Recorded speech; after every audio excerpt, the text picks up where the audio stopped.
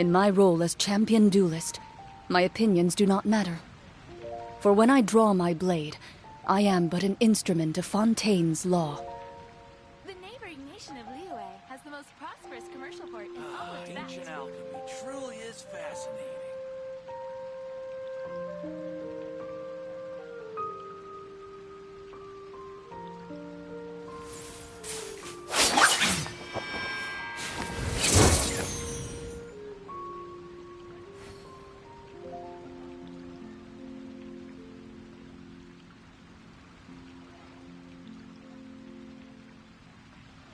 Ancient alchemy truly is fascinating. The neighboring nation of Liyue has the most prosperous commercial port in all of Tibet.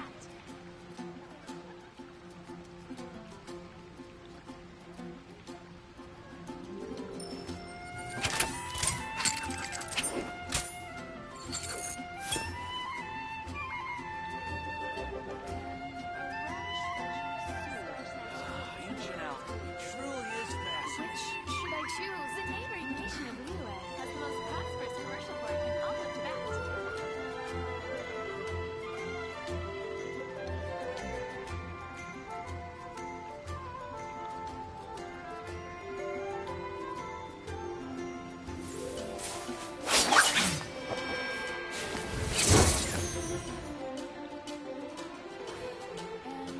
Ancient alchemy truly is fascinating.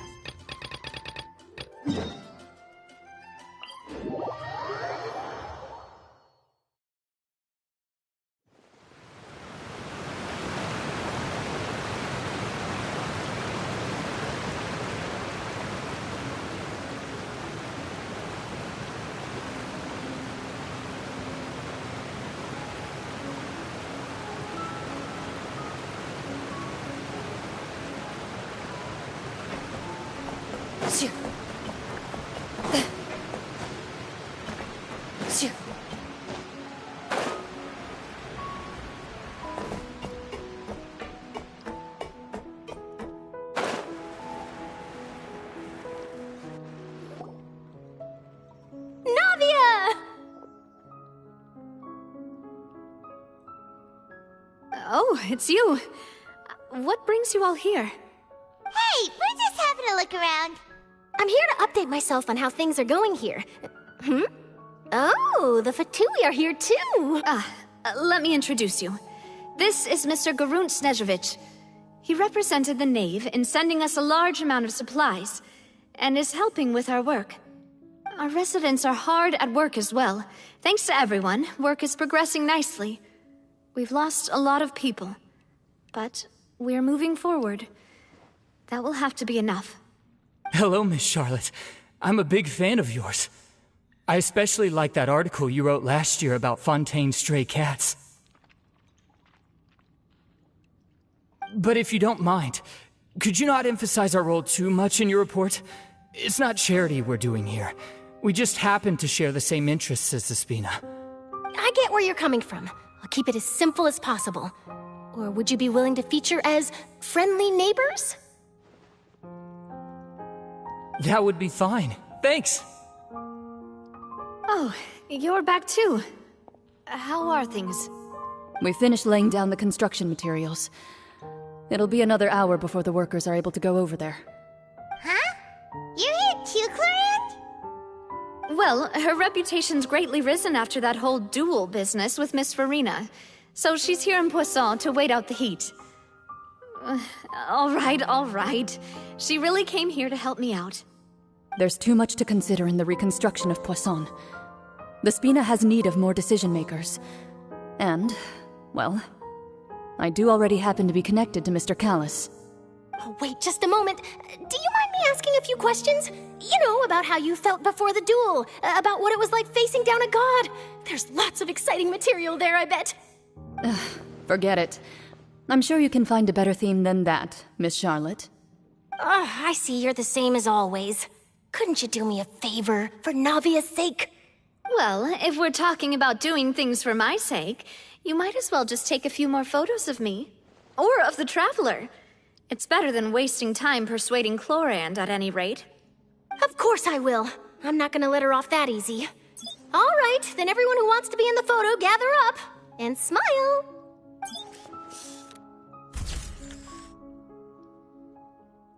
How did it go? Was it a good shot? Did Paimon look cute in it?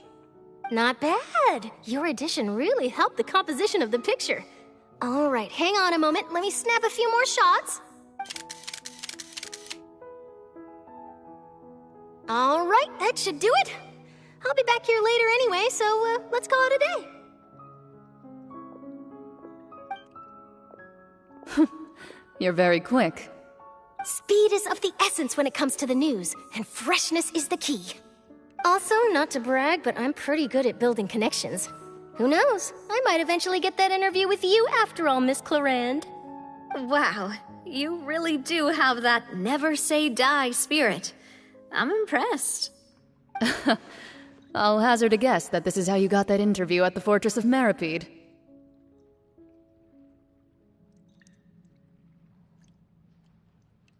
Whoa, you're well informed. Let me make a guess too. I asked Sijuin, who told Monsieur Nervillet, and he told you, right? That's a very complete information chain. In truth, all Monsieur Neuvillette asked me was, when did the fortress become so friendly towards the media? I told him that it was best not to speak too soon. There's no guarantee that Ridsley will make a personal appearance. You're right. I've got to treasure every moment I have with them. In which case, I'll be making a move first. Stay safe now. And tell me if you hear anything interesting. I'll treat you to afternoon tea in exchange.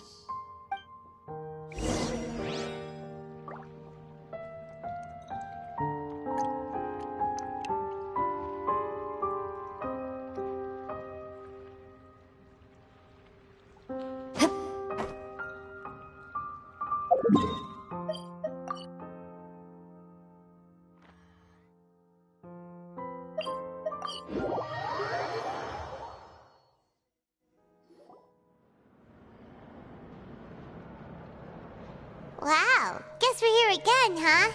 There's a real nostalgic feeling to this place. Looks like you've been missing us. Duke! Did you come all the way to the entrance to greet us? Of course. I'm here to welcome you and our dear Miss Charlotte, whom our good head nurse recommended to me. It's an honor to finally meet the much-rumored Duke. Thank you for consenting to my visit to the fortress, sir. No need to thank me. But that said, I shouldn't be the focus of your interview. I trust you recall our agreement? Of course, of course. All right then, this way.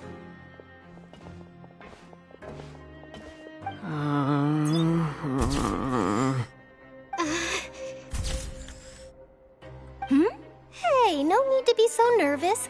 I've already taken all the photos we need. Miss Charlotte, do these pictures really need to be published on the cover of the Steambird?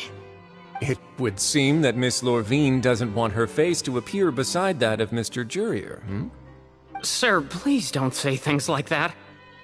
But it looks like dear Mr. Jurier denies it. Might this interview be very important to you, then? No, I just...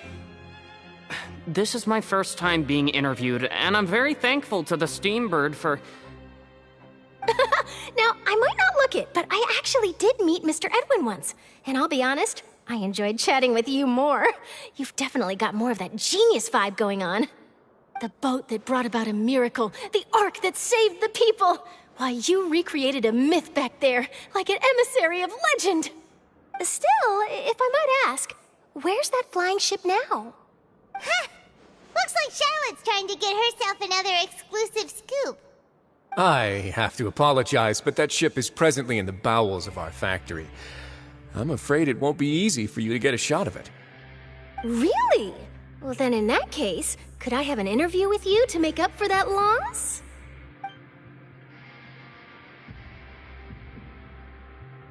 You already know my answer, I'm afraid. Best you interview our head nurse instead.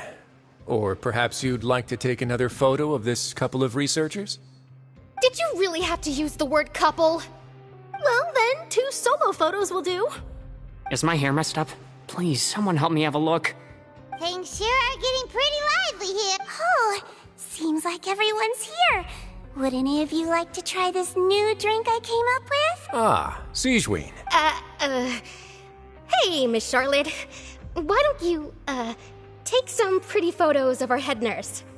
Sure. Come on, Miss Siegeween. Over this way. Let's find a brighter spot. Huh? Sure.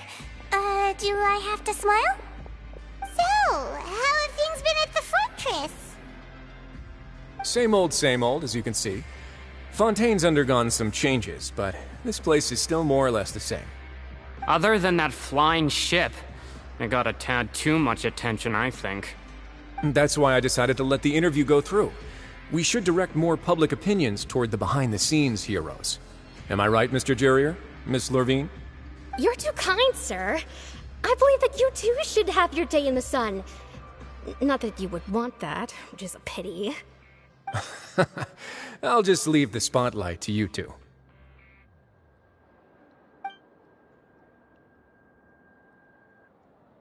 I see.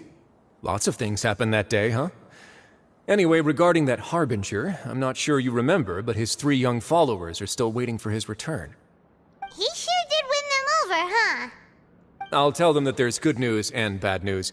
The good being that their boss seems fine, and the bad being that they must face extended sentences for abetting his escape. Oh, actually, what about you? Are things gonna change for you too? What change can there be? The fortress will keep chugging along, and so will my duties. As to what Miss Farina's departure will mean for the nation, and if our laws and governance will be transformed, we'll leave those to the folks in the overworld.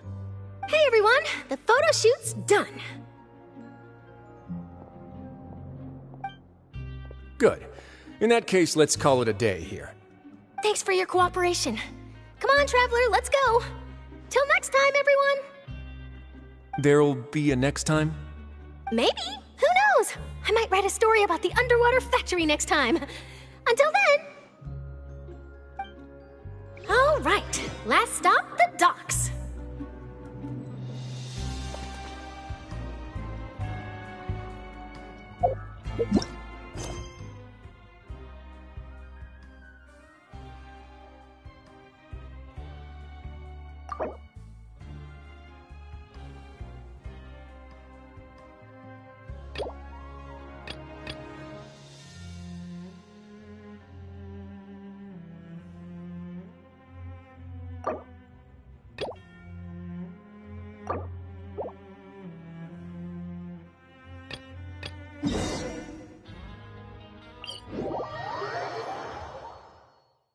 Duel is a battle of wills, and the sword an extension of the duelist's spirit. If your heart recoils in fear, then your sword may as well be in its scabbard, because you will not wield it effectively against your foe.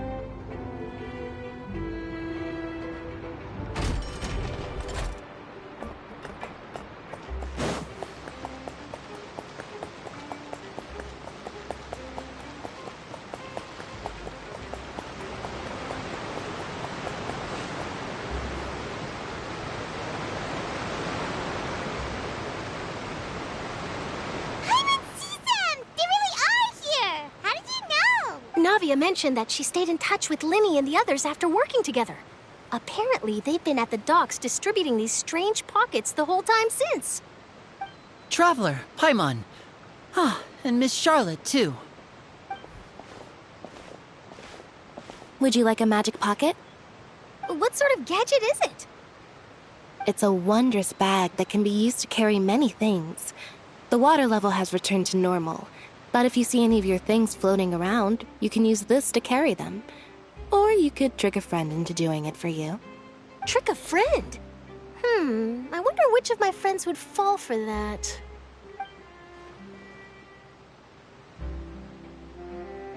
You could just make a friend like Fremine here. Isn't that right, Fremine? Is this what you meant by, I'll help you make some more friends? To be honest, that sounds pretty sweet. Could I have your contact, please? Sure. Please, write down my address. Lynette sure is working hard to help Fremine socialize. He was the one who proposed doing this. He even wants to assist in our magic shows. Yes, I was planning to first introduce Pear as an assistant, and later Fremine himself. In the future, I think we can leave underwater escape magic to him too. That said, would anyone want to see a diver escape underwater? Oh, it'll work out.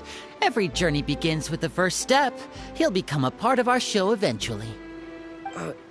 Lynette, could you come over? Miss Charlotte says she wants to take a picture of us. Got it. My, that Charlotte is rather perceptive. She got rid of everyone the moment she realized I had something to say to you. Father says that you did a great deal during the latest events. She's very grateful for your contributions to Fontaine. That's all right. We were more than happy to help. So, what's she doing now? Oh, I guess you haven't heard. Well, after Lady Farina left, Father and Monsieur Neuvillette opened negotiations, during which he gave Fontaine's gnosis to her as a diplomatic gift. A diplomatic gift? A gnosis? Yes, I was quite surprised at first myself. But when I thought it over, there were actually a number of things going for it.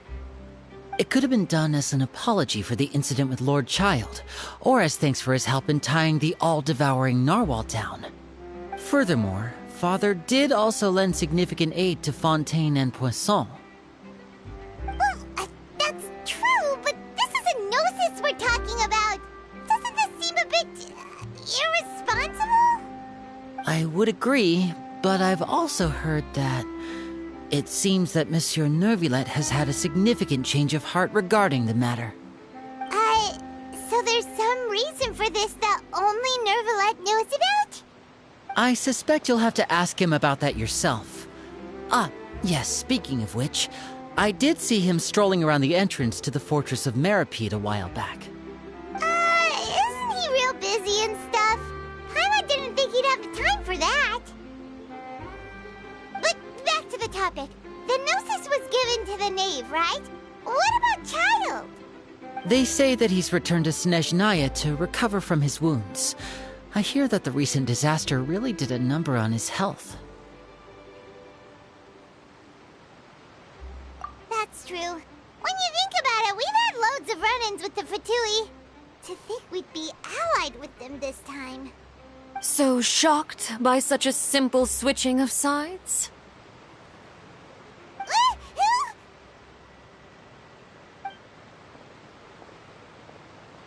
Father! Well, what do you know? Come to the docks to see how my children are doing and meet the Traveler by chance. Please do not pay my accomplishments in Fontaine too much mind. I would have done them regardless. Are you going to take the gnosis back to Snezhnaya? That is our duty as harbingers, yes. Don't be too preoccupied with sides. The goal of the Fatui concerns not a single place or person, but the entire world. With such a grand goal in mind, it is inevitable that we must wear many masks. Switching my masks is something I've always done. Well, that depends on many things. No one truly knows what the future holds. What good is honesty if you can't rely on it forever? As for you, I very much look forward to our next collaboration. Good things cannot be achieved alone, and you've proved yourselves to be great partners.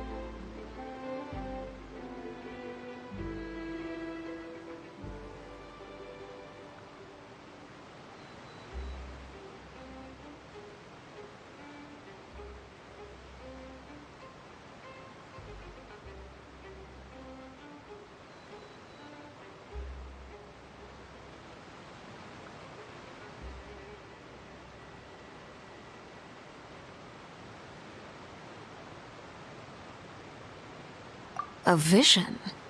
All right. I'll remember to return it. Thank you for keeping it safe for him this entire time.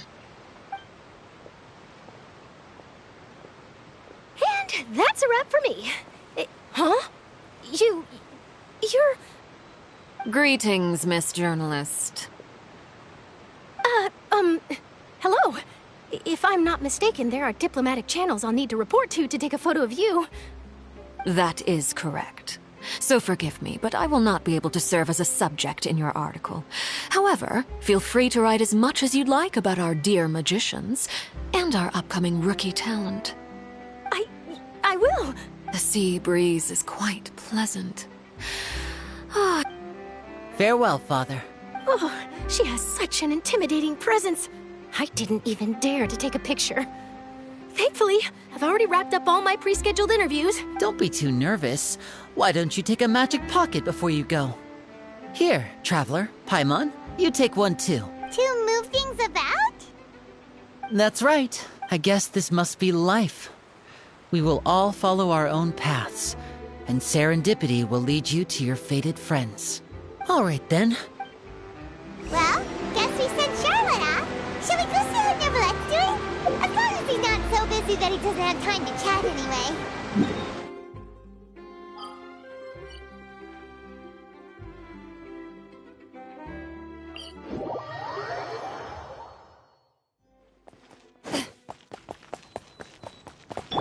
Faster!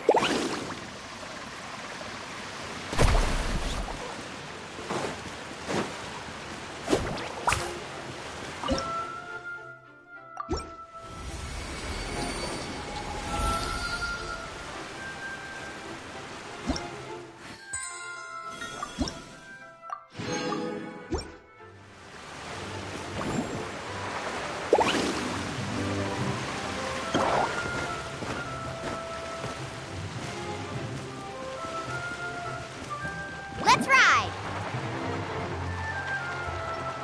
The entrance to the fortress! Ooh, he really is there!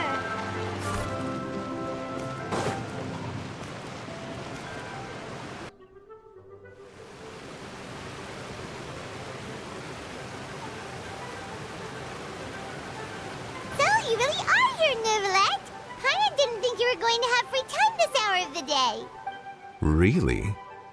Oh, I suppose you must have met Mr. Linney. He took the time to greet me earlier when he passed this way. In any case, you came at a good time. I was just considering reaching out to you to set up a meeting, so I may explain some things that I haven't had the time to before. Aw, Paimon's glad that you remembered. Thank you for keeping us on your mind, what with you being busy and all. Alright, let's have it.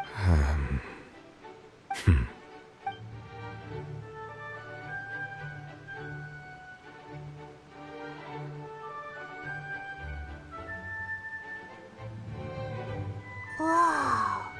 So that's what happened? Fossilor destroyed destroyed the divine throne of the Hydro Archon and restored your power to you, transforming you into a fully fledged elemental dragon sovereign.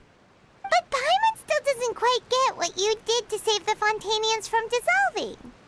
For me, the authority of the ancient dragons refers to absolute control over the hydro element. Fontanians were incomplete humans born of Egeria's use of the power of the primordial sea, with constitutions similar to that of myth. But so long as those primordial energies remain within them, I could use the ancient dragon's authority to grant them true blood, after the fashion in which life was first brought into being on this planet. In other words, when I gave my verdict, Fontanians became true humans, and thus would naturally no longer be dissolved by water from the... Focalor must have counted on you to make that decision as well. Your verdict was the key to making the prophecy appear to have come true while saving everyone. Yeah, and in a manner of speaking, Focalor finally managed to fulfill the original Hydro Archon's wish to turn Oceanids into real people too! It seems from your expressions that you still have more things you wish to ask. Ask away. I will tell you the truth as I know it.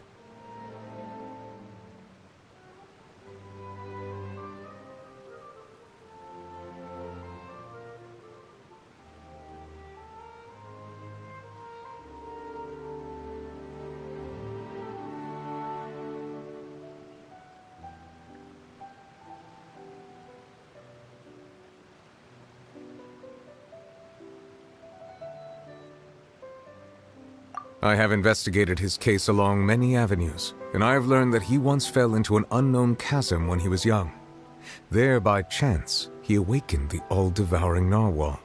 But whether it be by sentiment or reason, that should not have been enough to consider him the root cause of the disaster. At most, he would have had tangential liability.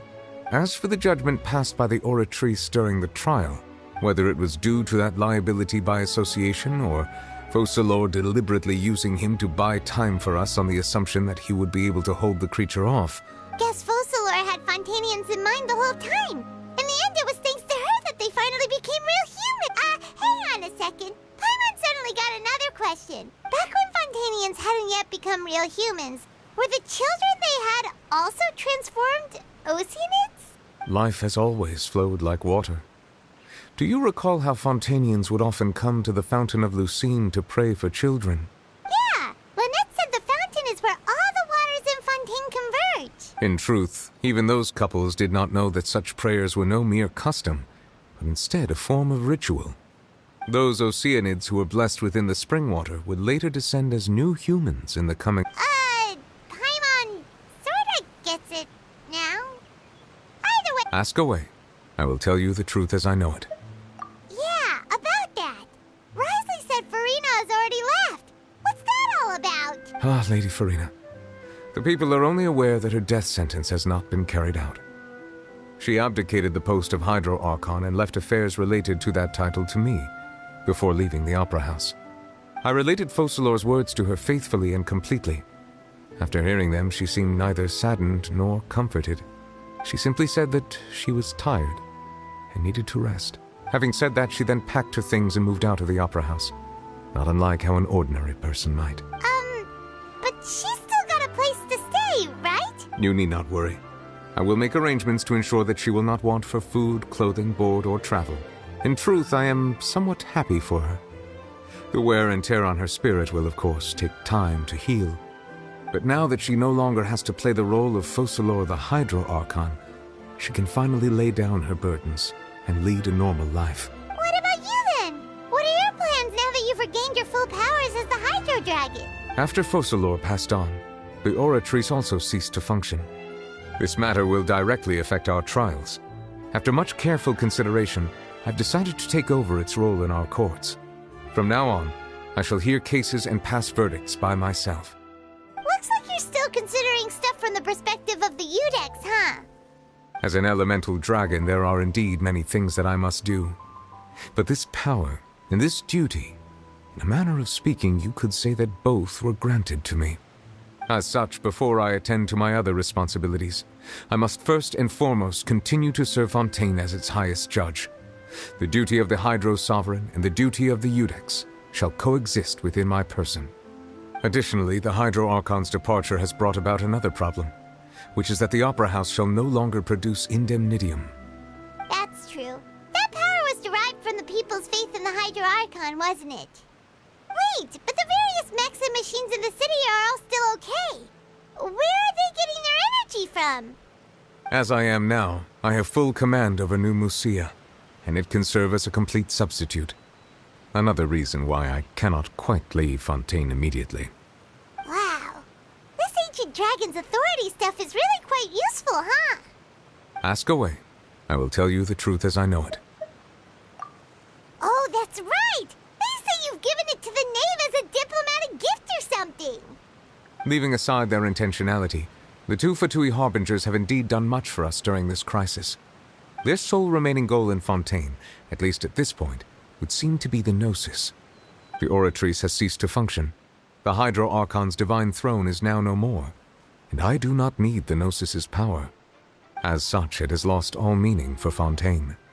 If the Fatui have impure designs, then we might as well accede to their request now, and avoid unnecessary conflict. What complicated considerations? Paimon thought you were just giving it to them out of gratitude to— Ask away. I will tell you the truth as I know it. You will soon be heading to Natlan, I presume. I'm afraid that I have little talent as a travel guide, so all I can do is tell you what I know about that land. As far as I'm aware, Natlan can be said to be a nation of dragons. A nation of dragons? No, I suspect that I would not find myself welcome there. Unlike ancient dragons such as myself, the dragons of Natlan have undergone long years of development and evolution. Large numbers of them have entered a form of coexistence with humanity. Natlan is also the nation of war.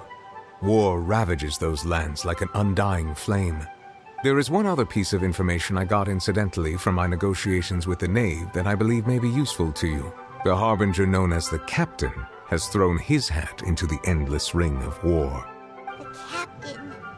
Sounds like a real tough customer. Seriously, everywhere you look, there's a Fatui Harbinger doing their thing. I suggest that you fully prepare yourself before going to Natlan. In the meantime, Fontaine's doors will always be open to you. Ask away. I will tell you the truth as I know it.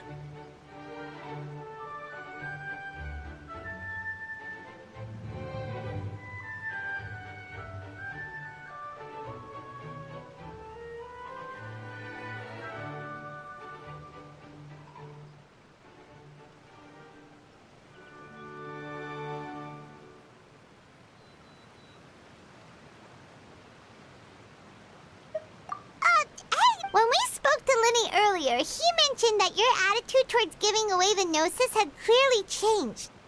We guessed that there might be some reason for it that— No wonder the House of the Hearth is the Fatui's intelligence division. So regarding this specific issue, I was— In truth, I exchanged some further words with that lady named Skirk after sending you two back to the surface. It went something like this.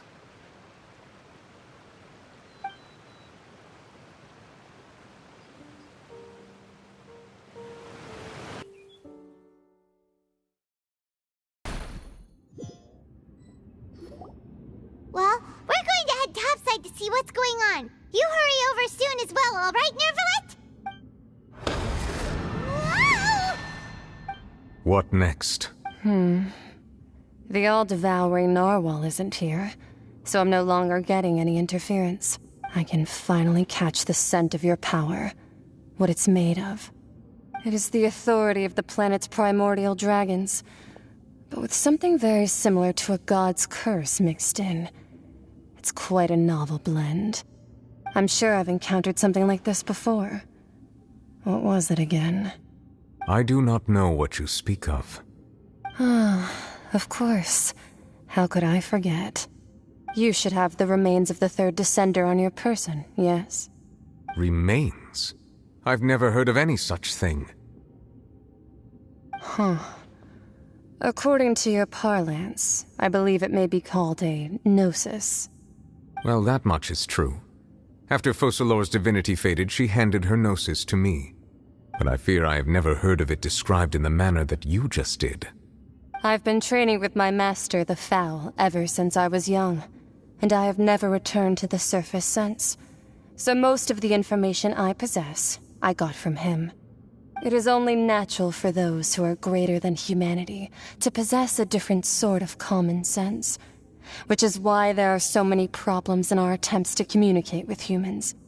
Regardless, you should probably get rid of objects of misfortune to prevent any disasters from befalling you. To live in itself is a blessing. But once a person dies, the bonds he once had with this world shall all turn to curses.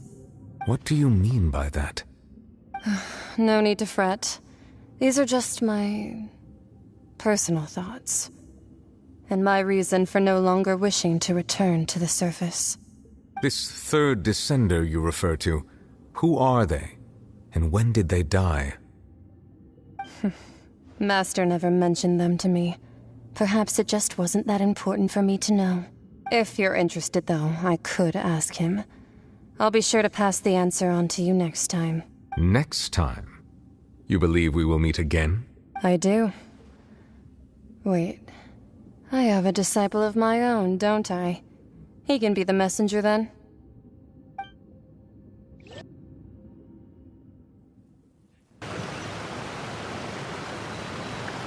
That's what she told me. Whether it would prove useful or not, I wanted to pass that information on to you. The remains of the third descender? So that's what the Gnosis actually are. Paimon just thought they looked like chess pieces. How could they be a person's remains? All the same, assuming that there was no misunderstanding or special metaphor at play, that is what she meant to say. And she said that it would bring misfortune and that you should check it, which is why you gave it to the Fatui! If she speaks the truth, then I would simply be putting Fontaine at unnecessary risk by keeping it here.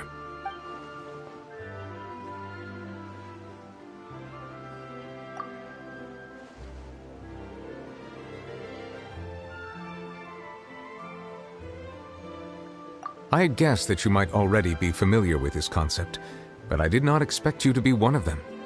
That means that the Gnosis, which are exceedingly element-compatible and can even enhance elemental abilities, do indeed come from the third descender. I wonder, does your body also possess similar properties? Like being able to use elemental powers without a vision! No, let's not think about this stuff right now. It just feels creepy. Comparing the Traveler to the dead third descender and all. That's what you say, but this topic still feels like bad luck. Once Child recovers, let's get some more answers out of him. Or go look for his master and get the answers that way. I too believe it unwise to make too many blind guesses when information is lacking. All right. Whatever the case, it seems like the crisis here in Fontaine's over for now. Yes. All of Focalors' efforts. But she sacrificed herself in the end as a god, and she suffered through all those years as a human. I suppose that would be the mystery of a god's will. I suspect not. But once in a while I too would guess that if wishes were like the clouds in the sky, they will one day return to the earth as raindrops. Life flows like water, and rain is the final answer. And what, ultimately, is the difference between the rains that fall upon all of us?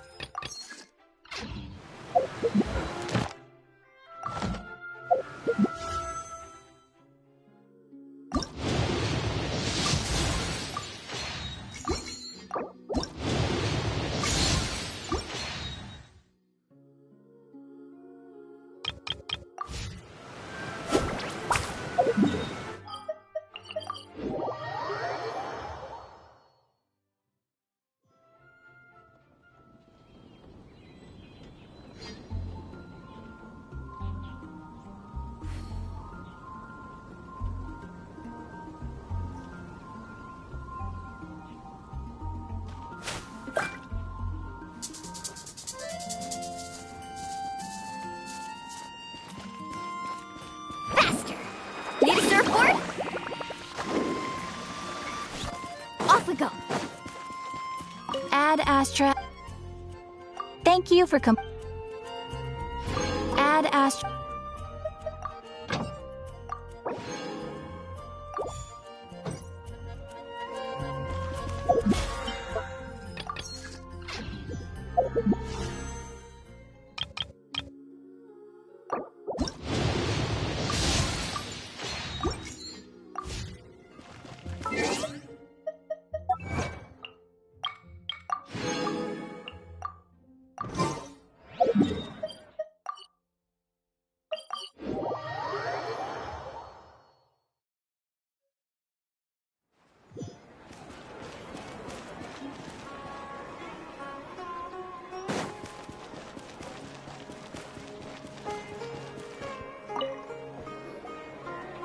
Perfect.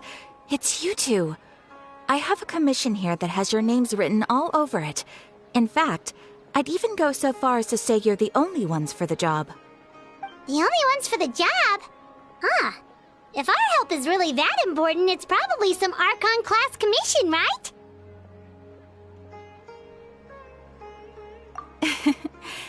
The Adventurers Guild doesn't employ that kind of classification system. In fact, this commission is also probably not nearly as intimidating as what you're expecting. All it asks us to do is to find a missing person. Huh? Then why did you say we were the only ones for the job? I came across this commission while reviewing our backlog not too long ago. It seems simple, but our records indicate that over a dozen successive efforts to complete it have, with the reputation of the Adventurers Guild and the performance of the Sumeru branch at stake. Well, that's us for sure. If it proves to be beyond your capabilities as well, I'll talk to the commissioner about canceling the commission. Okay, so who are we looking for? This commission was jointly issued by the residents of Vimara Village. They say one of their own villagers has gone missing, but the problem is, they don't know the missing person's name. They're all from the same village, but they don't even know his name? If so many adventurers have failed to complete this commission, maybe this missing villager doesn't exist at all. Could it be some sort of a prank or something? Unlikely. Several villagers came by to issue the commission, and judging by their appearance and tone of voice, they seemed incredibly sincere. It certainly didn't seem like a joke to them. Besides, putting up a commission requires a processing fee. There aren't many upsides to a prank that costs Mora to carry out. In any case, it would probably be best to go to Vimara Village and ask around first. The Adventurers Guild does have some information on hand, but I would say anything you can learn directly from the villagers would be far more reliable. The best way to avoid misdirection is to go to the source. All right then, let's go! Paimon's starting to get really curious about this whole thing.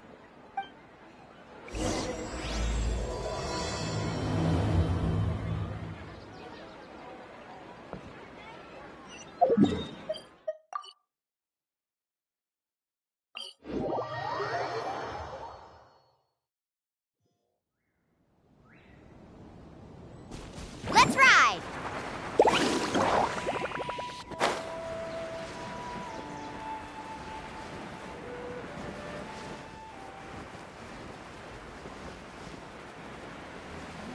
We made it to Vimara Village! Why don't we talk to some of the villagers to learn a little bit more about the missing guy? If this commission is really as challenging as Catherine made it out to be, we're gonna need to carry out a very detailed investigation.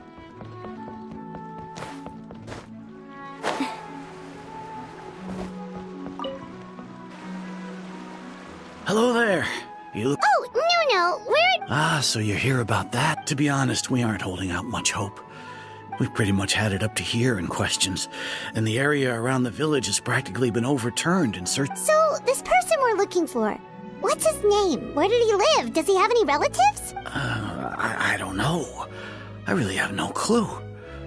Okay, guess you are really sick of answering questions. I'm sorry, I didn't mean to sound short with you. I was actually just giving you my answer to your questions. I know it may seem like we don't have anything to offer by way of information, but I promise you, we all have a very strong impression of him. When you live in the same village as someone, you develop a lot of memories together, you know? We just don't know the specifics. Maybe we did at one point, but that information is long gone by now. At least that's what... Alright. Young guy. I chat with... Now that you've started... But of course, there aren't many young people like him nowadays. So genuine and pure. To think that he just up and disappeared one day. I just hope nothing bad happened. Could he have just moved away without telling anyone? No, he's not the type to leave without saying goodbye. And anyway, moving away without being seen by a single person in the village, there's no way he would have been able to manage that. Huh. Alright, thanks for the information. We're gonna go ask around some more.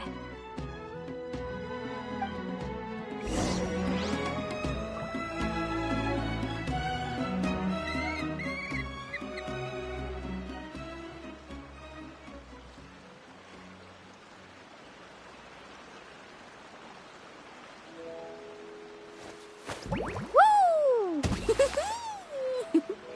Whoa! Whoa! Ah. Whew.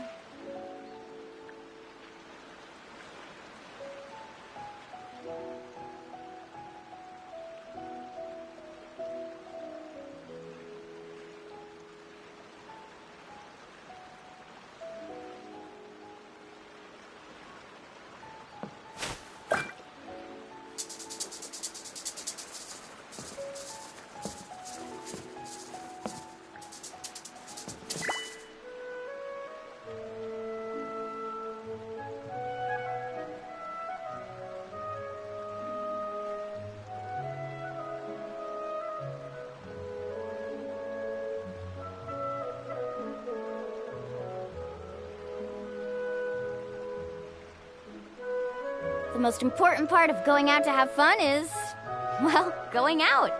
So just show up and I'll handle the rest.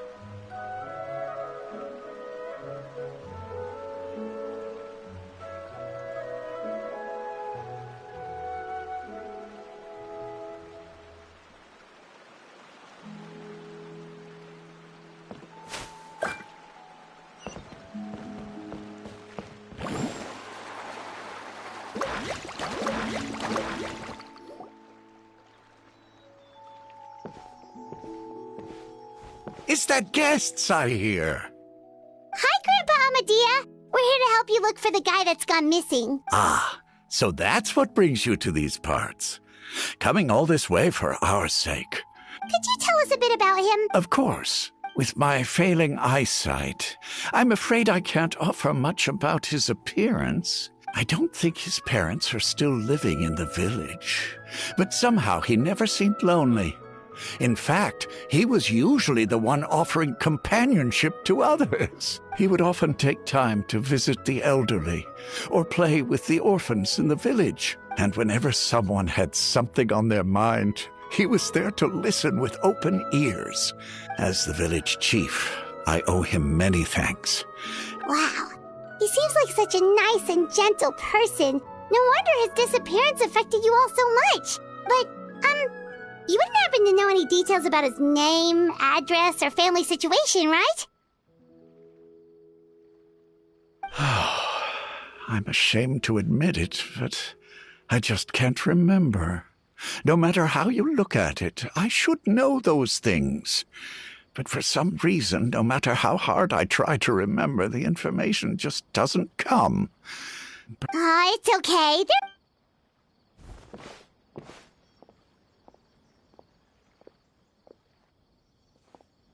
Well, Traveler, what do you think? Paimon thinks so too. Like, the name thing. And nobody has been able to tell us anything about his family or where he lived.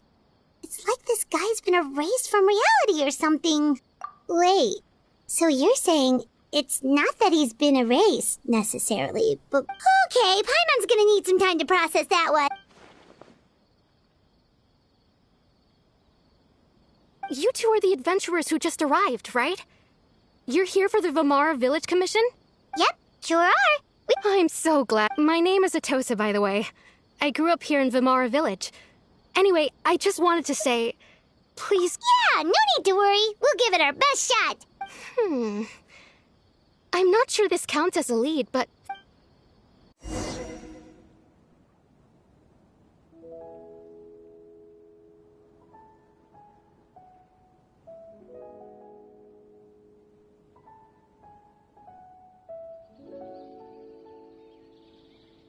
Ever tried chasing waves before? You want to try? Well, come on, no time like the present. I'll help you find the closest beach.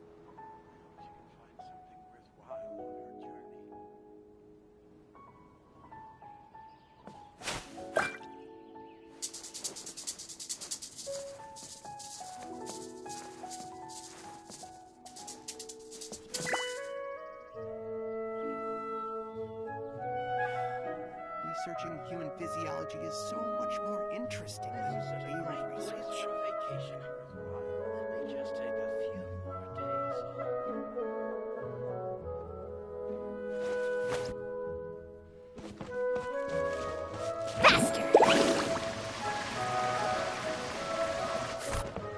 Need a surfboard?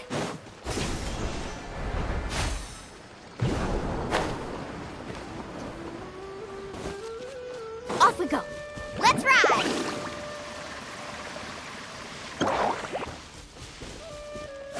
Need a surfboard?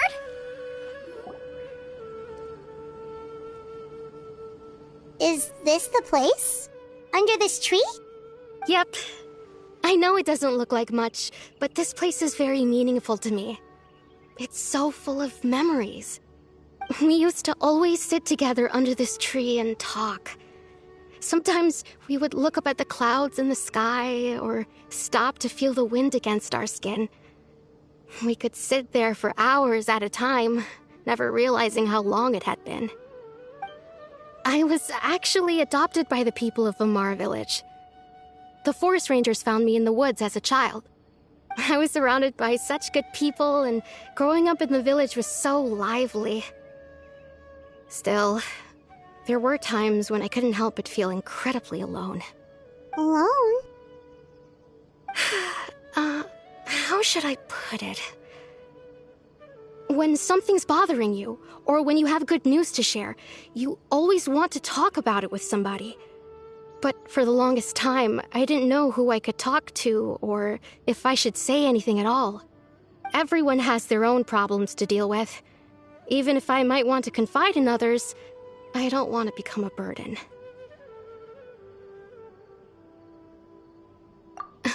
Really? You know exactly how I feel?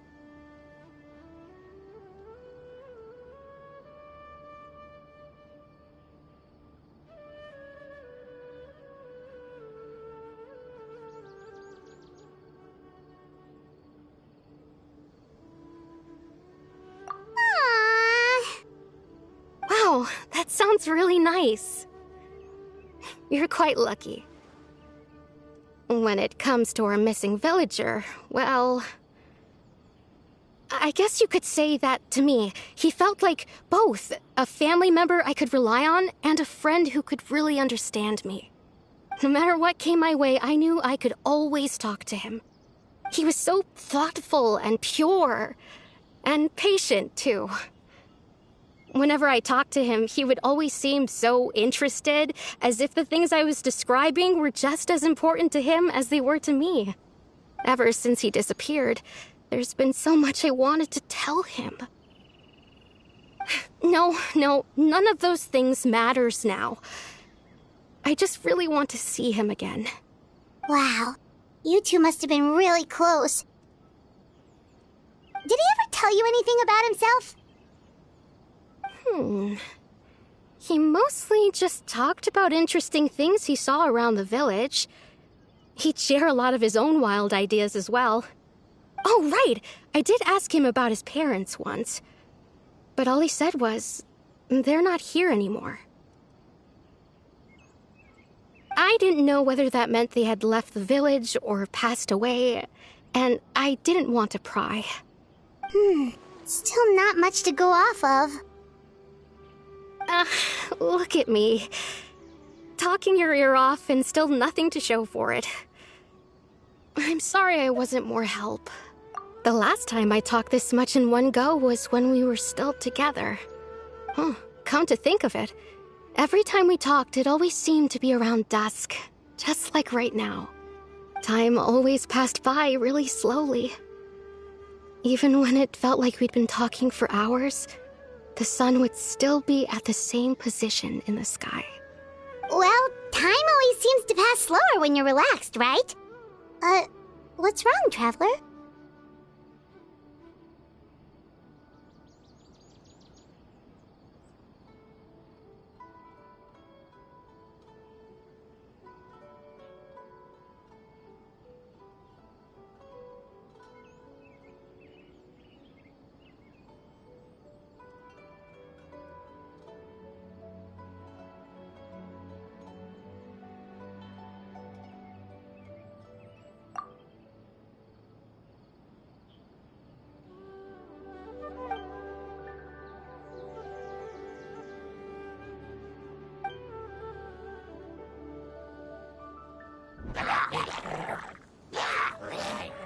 Hey, look at those hilly trails over there. Doesn't it seem like they're acting a little strange?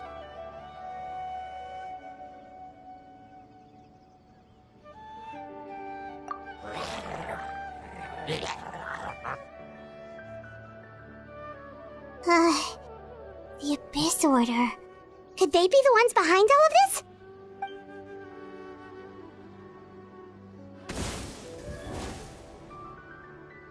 Uh-oh, we've been spotted! Quick, get ready to fight!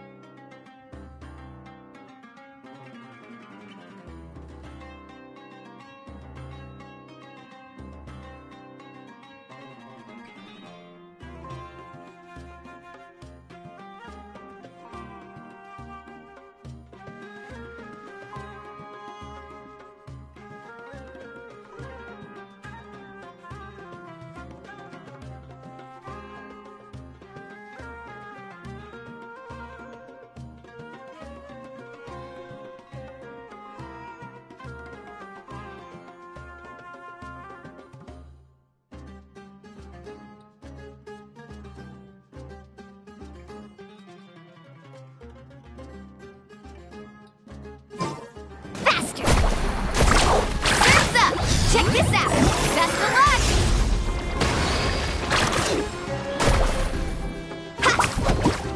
Strike a pose! Neutralized! This'll brighten up the place! Let my name echo in song! Loading.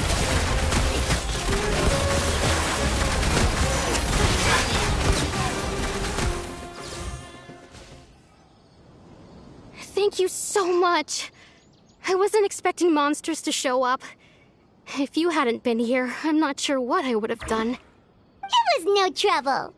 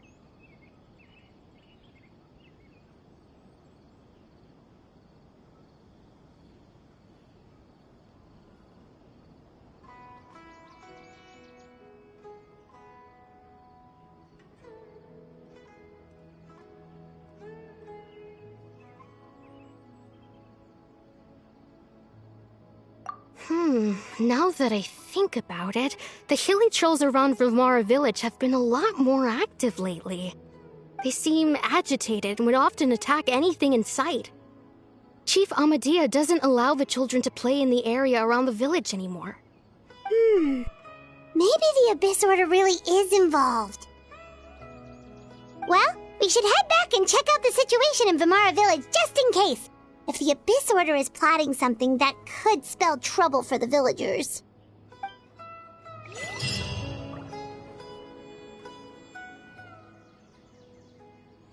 Wait a second. That person... It's Dainsleif!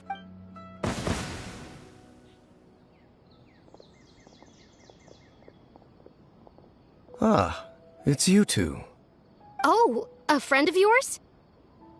Well, I'll leave you all to it then. I should head back to the village and check up on Chief Amadea and the others anyway. Yep, see you later, Atosa!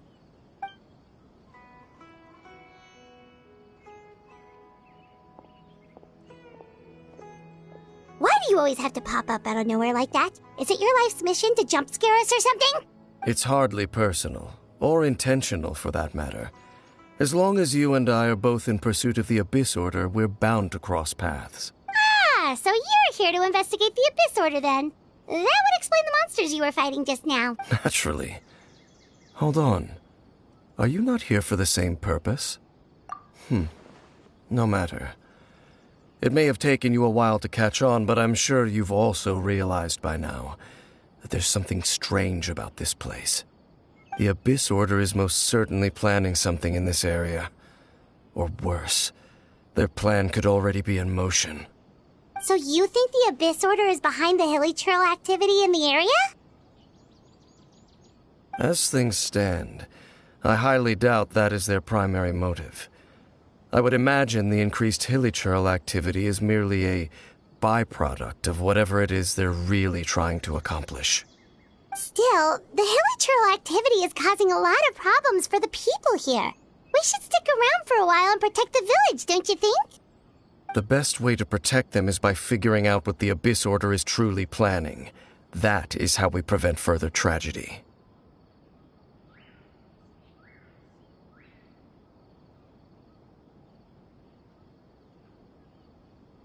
And you shall have them. I never intended to hide anything from you. Don't worry.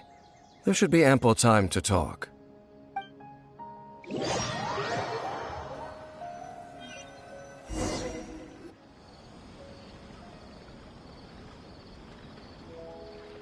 Ah.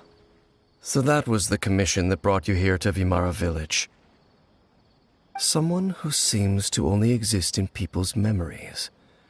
That is indeed quite intriguing. I would agree that it's unlikely you have a simple missing persons case on your hands. However, any possible connection to the Abyss Order is still unclear. It appears all we have by way of clues is increased hilly trail activity, and that is certainly not much to go off of. Right! That mysterious voice she heard in her brother's memory. The one who called himself a sinner. Who is he?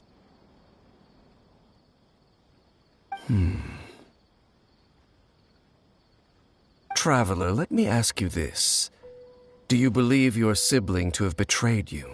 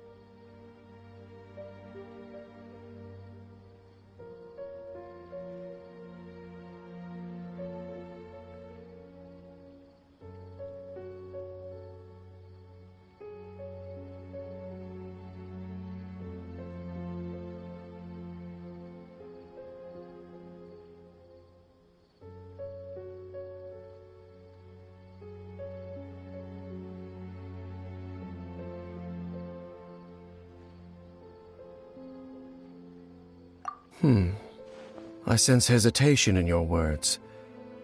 After all, you still haven't figured out the whole truth of what happened.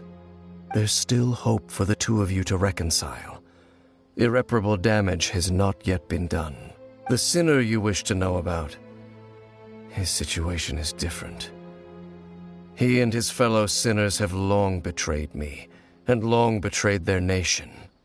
His name is Vedrfolnir, the Visionary. I'm loath to admit it, but he is also my kin, my older brother.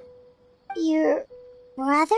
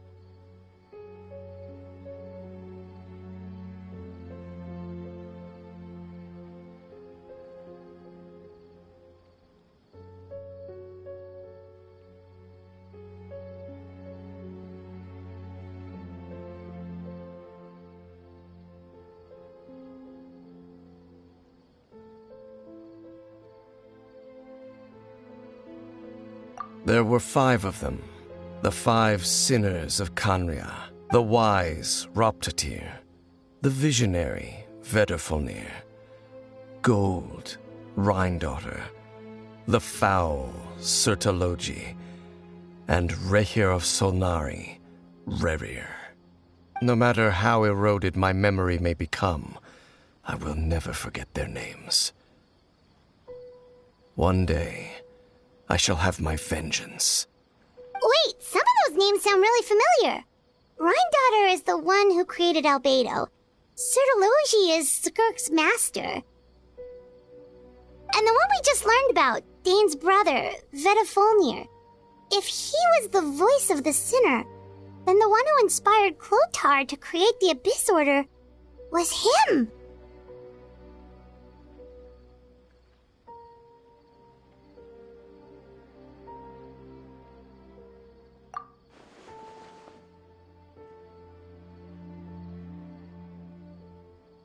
They were once people of great esteem in Canria, those who carried the hopes of the nation.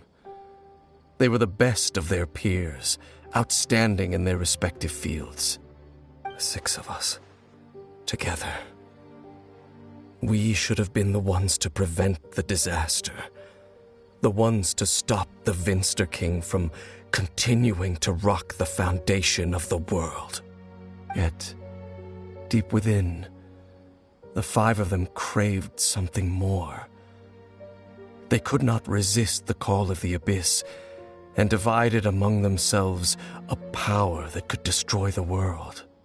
So they became sinners, but also transcendent beings, each in possession of world-shattering power. And when the cataclysm occurred, not one of them stood up in defense of their nation. Not one came forward to prevent the tragedy, and for that, they shall never have my forgiveness.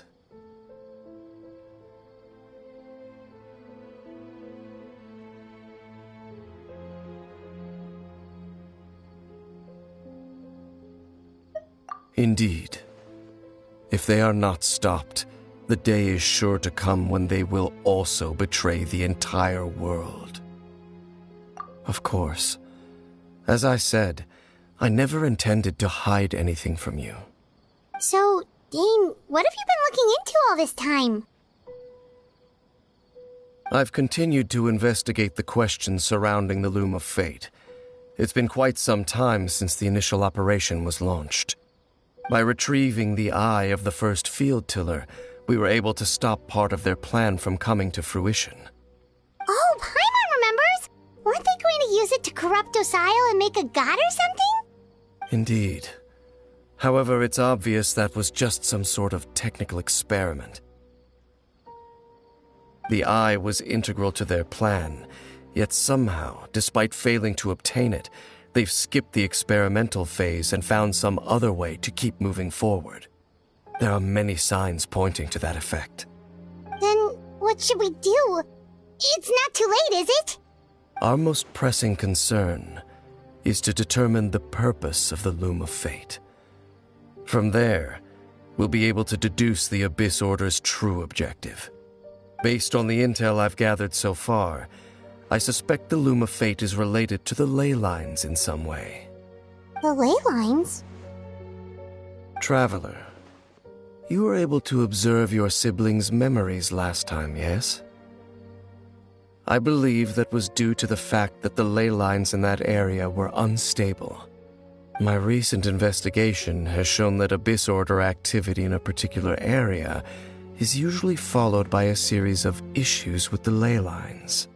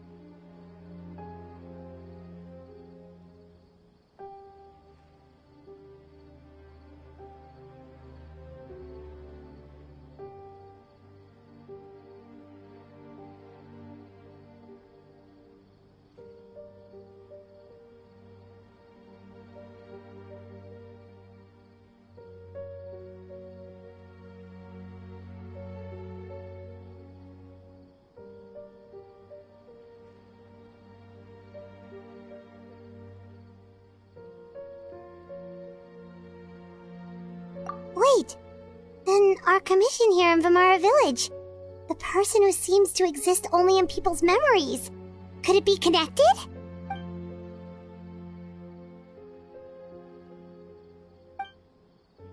It's certainly possible. I'll join your investigation tomorrow. This missing persons case could very well turn out to be the key to unraveling these mysteries. Well, if we're teaming up with Dane again, we're gonna need all the energy we can get. Let's try investigating somewhere a little further away tomorrow.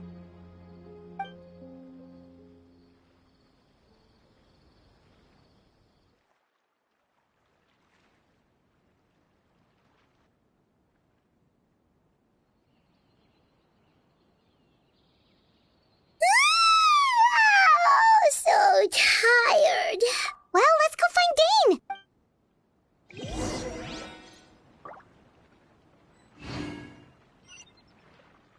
This is such a great place for a vacation.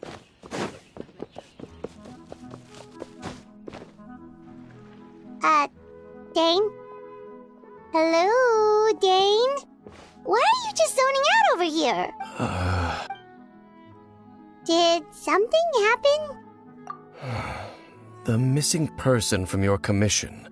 Could you describe them to me? Oh, young guy? Early 20s? Seriously, Dane, what's going on? There appear to be certain memories in my mind that weren't there before. Memories of him.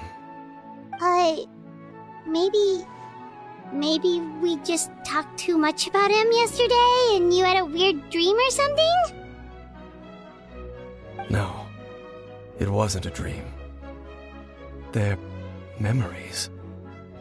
Memories that suddenly appeared in my mind after I woke up. And I'm certain I've never met this person before. I remember handing him the eye of the first field tiller. What? Okay, so this missing person definitely has something to do with the Abyss Order. Indeed. And it appears he possesses the ability to... Wait then. All the memories the villagers have of him, could they be fake too?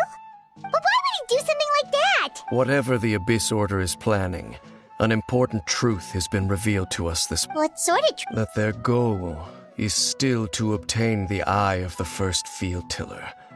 They haven't stopped searching for it. I am the only person who knows its location. Perhaps implanting that particular memory was an attempt to interfere with my mind in some way. Your concerns are not entirely unfounded. I don't believe the Abyss Order is capable of altering reality like that just. However, considering their single-minded pursuit of the eye, come with me. Oh, so you're going to take us to where you hid it?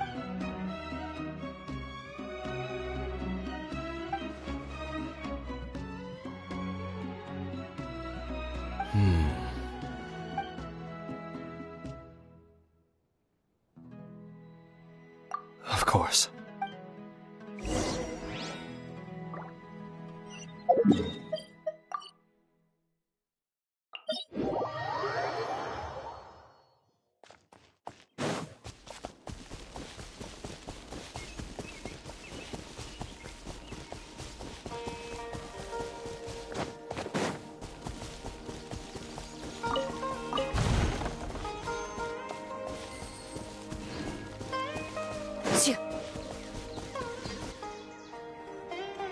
So you hid it way out here? Not an easy place to discover, that's for... Well, let's go check to see if it's safe. Traveler, wait.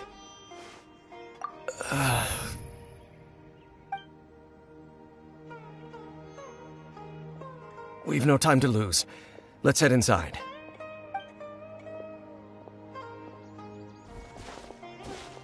Hey, wait up!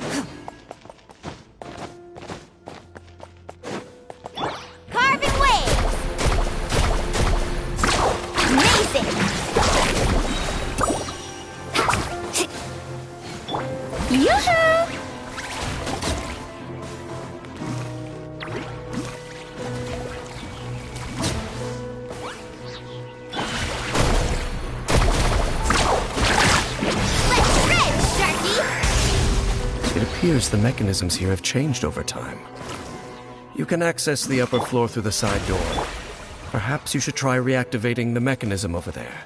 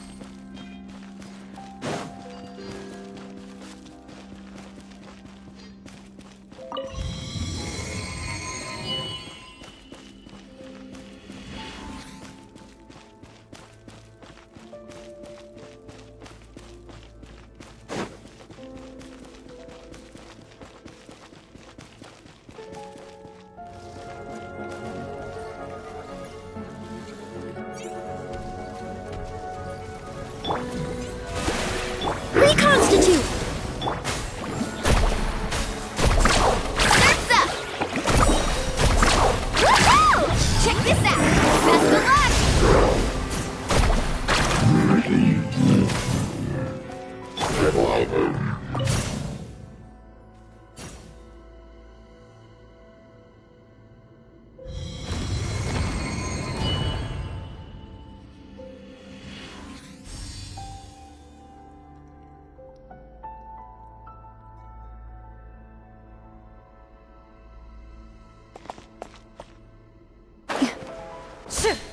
Make sure all the runes are pointing in the direction indicated by the light.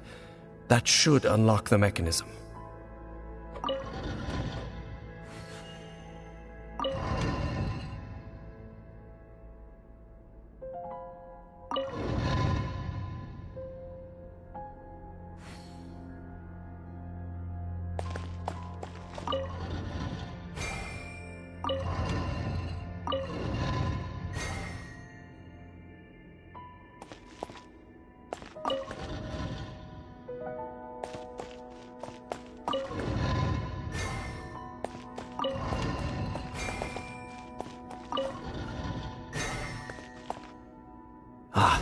The door's open.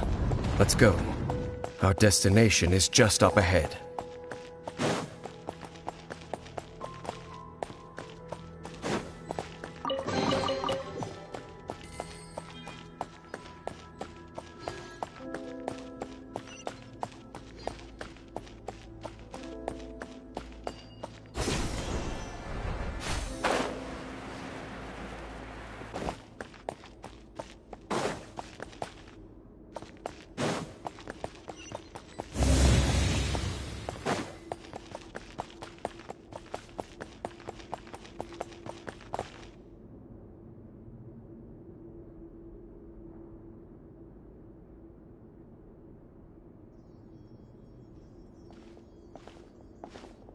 Looks like we can't go any further. Be on your guard. I sense the presence of the Abyss. It's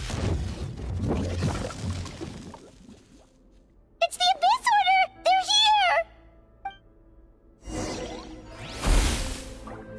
Extract! May I present? Time to shine! Into the shadows.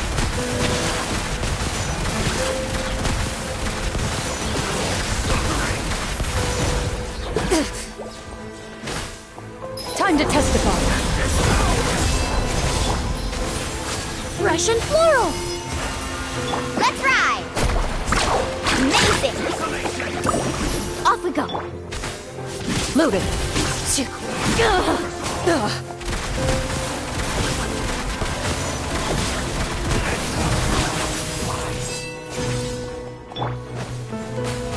How brilliant! Into the shadows.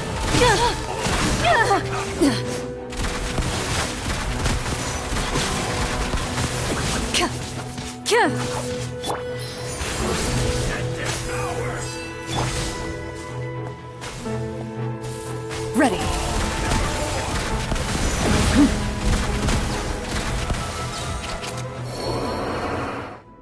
Just as I suspected. The false memories were a trap. The Abyss Order just wanted to follow us here. Now that they're in the vicinity, we should have a chance to see... Dane? What's wrong? Can you feel that? There's been a disturbance in the ley lines. It must be the work of the Abyss. Wow, you must be really sensitive to that sort of thing. Paimon doesn't feel it. You too. Do as I say. Use that. The Abyss Order is putting something in motion. If you return to Vimara Village, I suspect you might finally have the opportunity to locate the missing villager.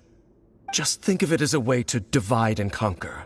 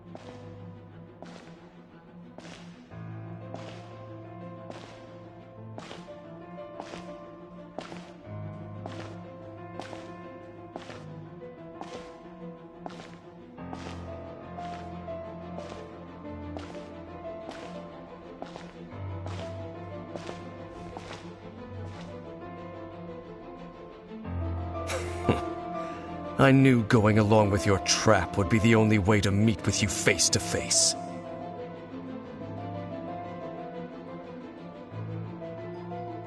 You risked your safety, and that of the Eye. That's quite the gamble, Dainsleif. But I believe that I am the one walking into a trap laid by the Twilight Sword. So you came here all on your own? What about those followers of yours? When the Twilight Sword is prepared for battle, any army I could send would only be marching to their doom. Better that I face you alone. I know you must have a lot to say, but if it's a conversation you want, you'll have to defeat me first.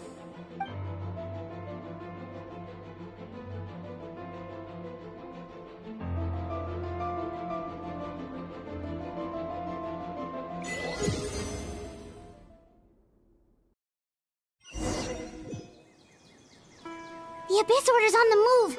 The ley lines are all out of whack! We better hurry back to Vimara Village and see what's going on! Hey, look at those hilly churls over there! Weren't they acting super agitated just a little while ago?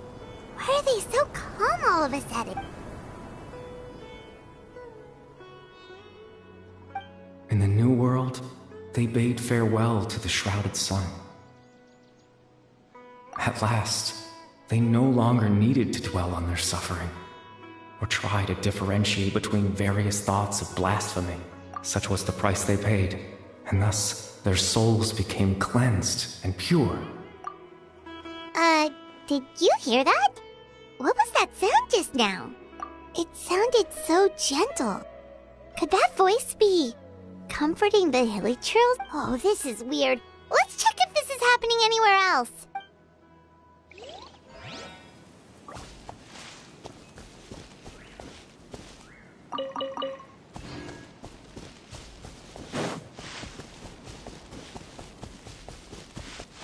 Looks like the same thing is happening over here, too. The hilly churls are calm. You see, we're both still here. We've reclaimed an endless amount of time to love. Release your tears. You no longer need to hold back your sorrow.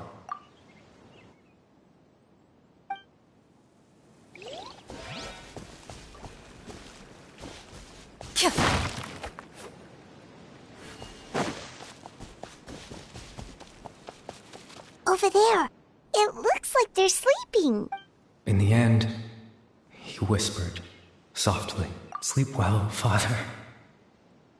Sleep well, my beloved people. When you awake, that which differentiates us shall be no more." It almost sounds like a poem or some kind of story. Well, now that the hilly churls have calmed down, Vimara Village should be safe at least. Let's put this situation to the side for now. Dane said this might be our chance to find the missing villager, so we should head back to Vimara Village before it's too late.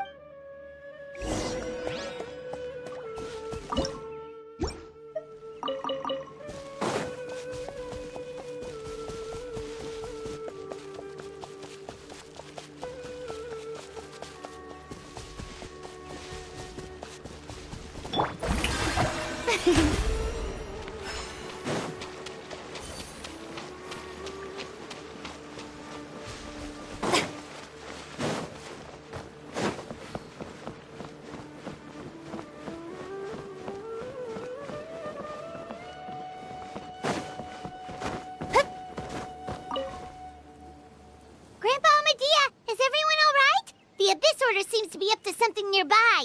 The Abyss Order? This is the first I'm hearing of it.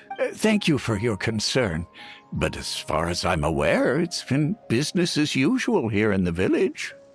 Well, that's good to hear. Oh, also, you didn't happen to come across any clues about the missing villager while we were gone, did you? Someone's gone missing, you say? Who would that be? Huh?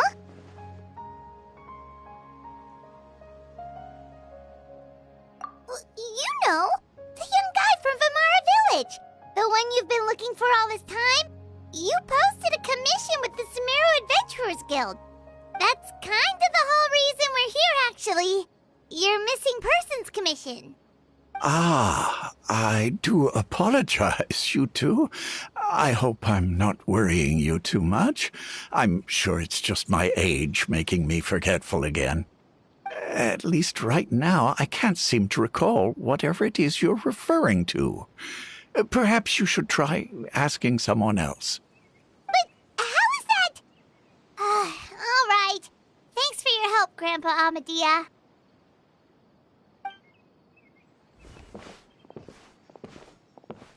Something's definitely not right.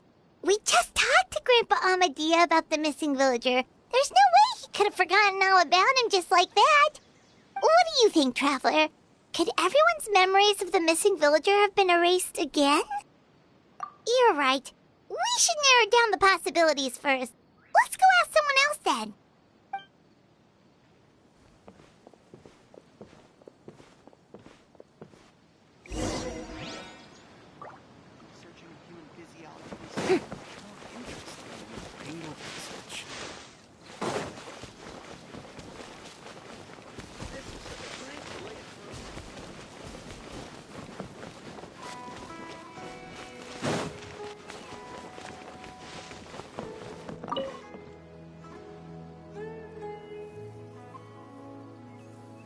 Someone's gone missing? Who?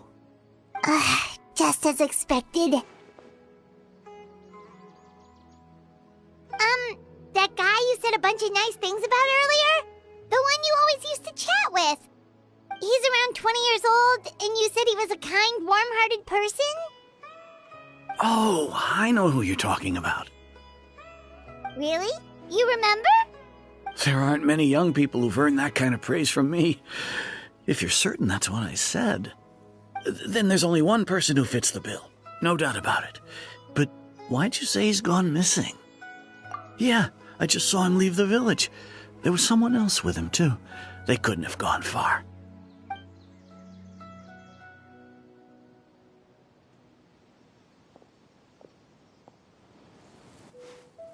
Strange. Bayram seems to remember him. And apparently he just saw him? Do you think maybe it's not that there's something wrong with people's memories, but that we've somehow returned to a time before he went missing?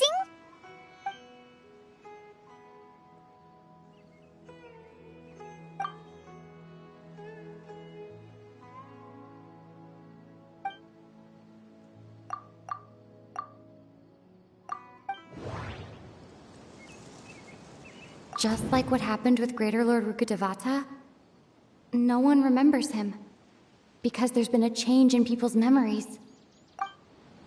If we really did travel back to a time before he disappeared, that could explain why the villagers said he hadn't gone missing.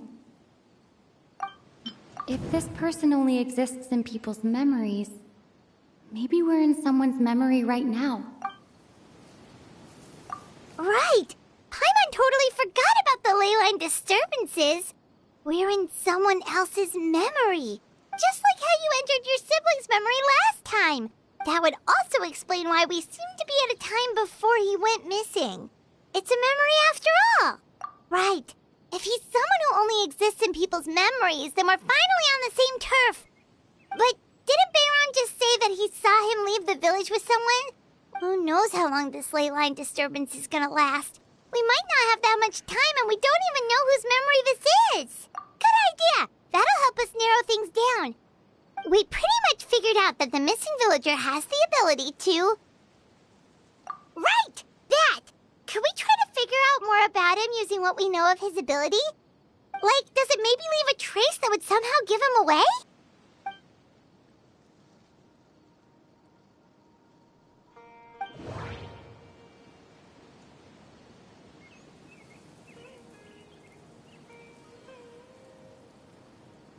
All the memories seem to be set in or near Vimara village. There's a difference between memories... maybe not. If time was allowed to pass within the false memory... No wonder! All this time and the sky hasn't changed a bit! That must mean time passing! That's the tell of the fake memories! The implanted memories are basically taking place outside of the regular 24 hours of the day. If the memories included the regular passage of time, it would be easy for people to tell that something was off. Like there could be overlap or something. People might start to wonder why they remember doing two different things at the same time of day. That's why he makes sure the memories take place at a specific moment in time rather than over a period of time.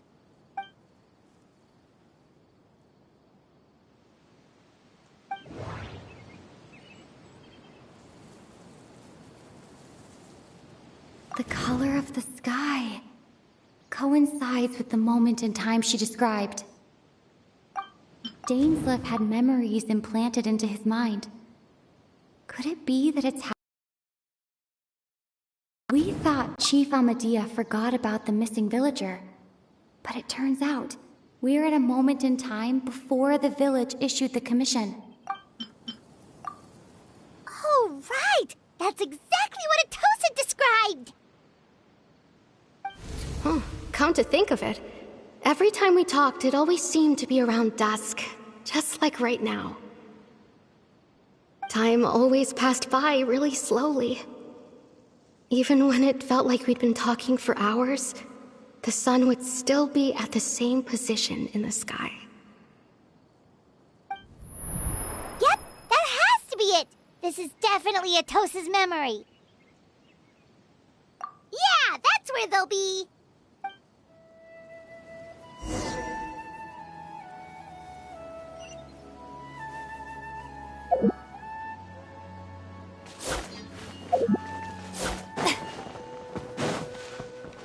There's a lot of great stuff here. It's all thanks to Lesser Lord Kusanagi that I'm now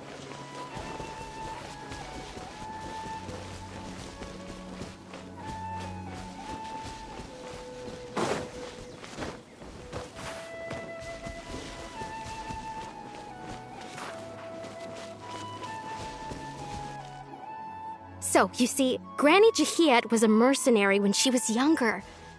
She just talks like that out of habit. She's not trying to scare the children on purpose. Oh, there I go again. Always talking about my own things. It's okay if you don't. You could also just talk about what you think of me? Oh, I think you're an incredibly strong and thoughtful young woman. You'll meet many amazing people and live a very happy life. You won't miss someone like me. Huh? Are those your friends over there?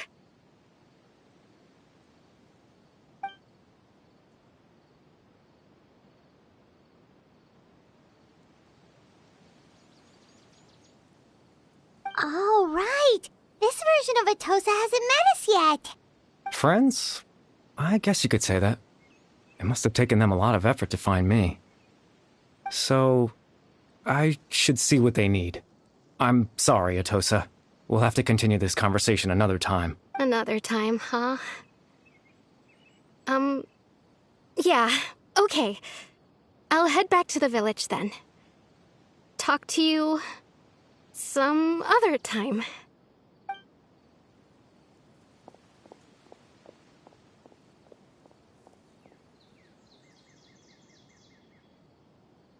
It's nice to see you, I believe this is the first time we've met.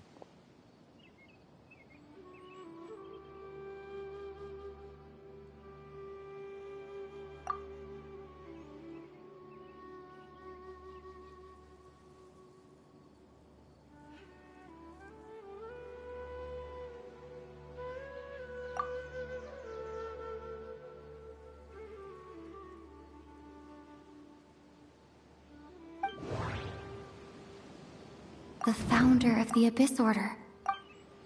Born into abject sorrow, he shall now become the Loom of Fate. Dane's brother, one of the 5 sinners of Conria. You're Caribert Alberic.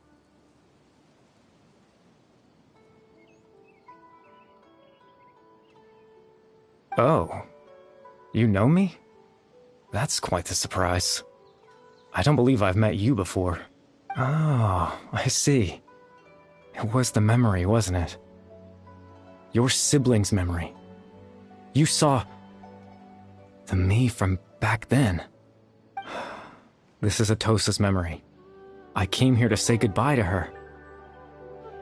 But I suppose I'll just leave her a message instead. Come, let's find somewhere else to talk.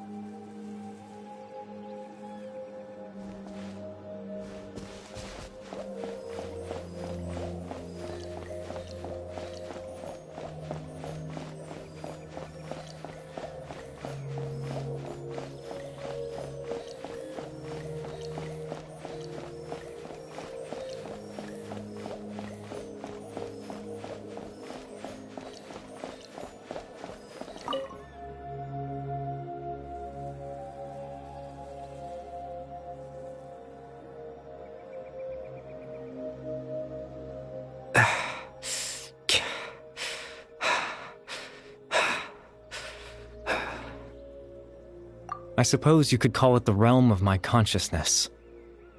I'm someone who no longer exists in the real world, after all. It's nothing. I still have enough strength to play the part of a good host. I've always hoped that I'd get the chance to talk to you like this, and now, the time has finally arrived. Extreme sorrow and pain. Hope and regret coursing through your veins. And a degree of abyssal power that defies comprehension. Father told me that once I possessed all those elements, I would become the loom of fate. But, despite his intentions for me, I never truly became the loom of fate. I was merely used as a means for its construction. In truth, I died the moment I set everything in motion. The person you see before you now is nothing but a remnant of consciousness left over within the loom of fate.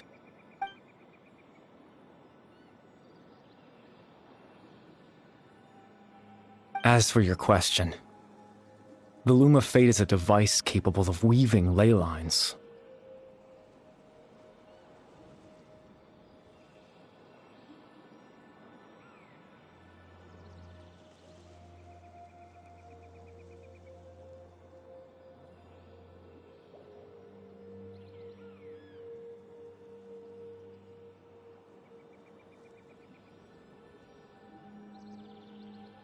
In its primitive form, it can only be used to create and implant memories. But, as more of it is completed, its power becomes stronger and stronger, until finally, it has the power to weave real ley lines of its own. Once fully completed, the moment it gains the power to weave ley lines, it loses the lower-level ability to influence memories, but it also becomes a tool that can change the entire world. Yes, I have the ability to control the loom in its semi-completed form.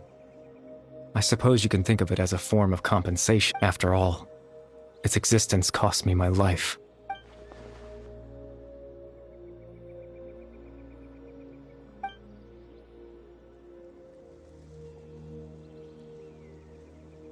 Ah, that. I was wrong to implant those memories. I'm sorry I caused so much trouble. I just wanted them to feel like I once existed in this world. As if I had a chance at life.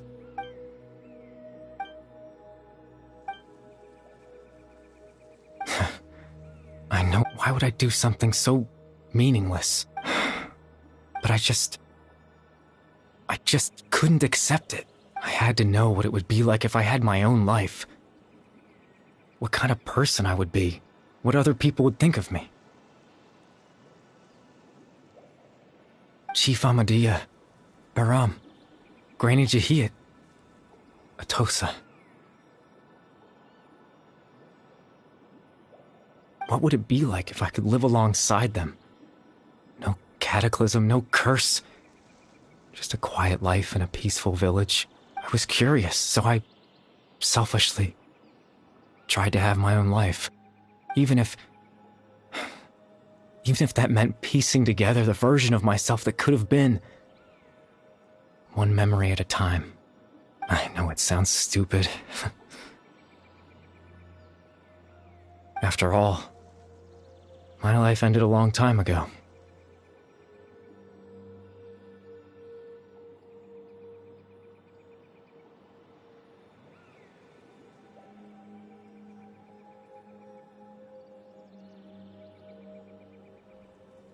Any chance at living was stripped away from me when I was 8 years old. My consciousness left to mature in an illusory world of nothingness. Even the form you see before you was nothing but an invention based on my father's appearance. An imagined version of what I would look like if I had the chance to grow up.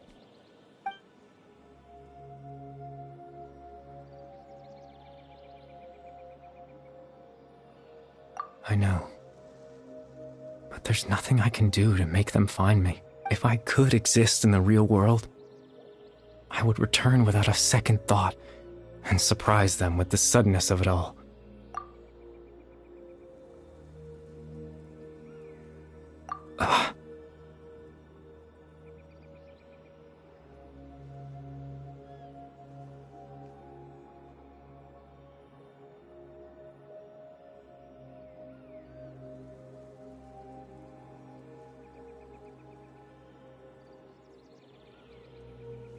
I know.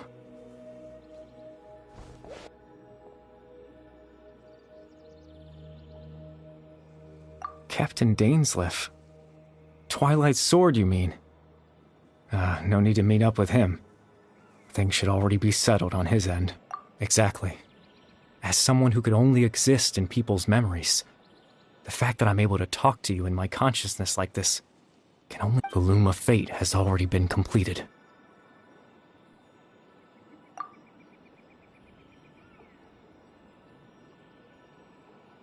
No need to worry about Captain Dainsleif. He's absolutely fine. The only reason he lost the eye was because I happened to guess exactly what he was planning. Captain Dainsleif has had the eye inside his body this whole time, hasn't he? His plan was to lure the Abyss Order to a false location, capitalizing on their pursuit of the eye. He would then hand the eye to you and tell you to take it away from that location. That way, Captain Dainsleif could accomplish his own goal and ensure the safety of the eye all at once. That's right, because in his mind, he had given it to you already.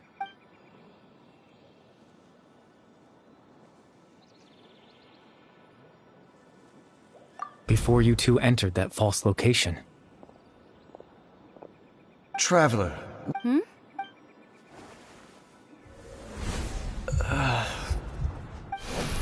We've no time to lose. Let's head inside.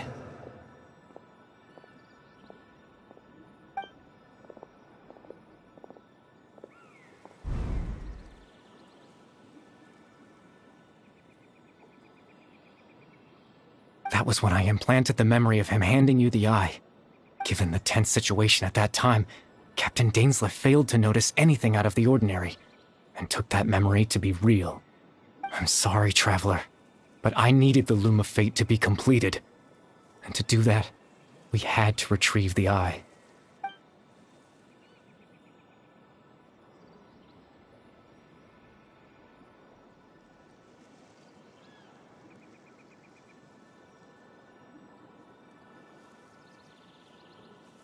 I promise I'm not trying to conceal anything from you, but I truly have no idea what the prince is planning.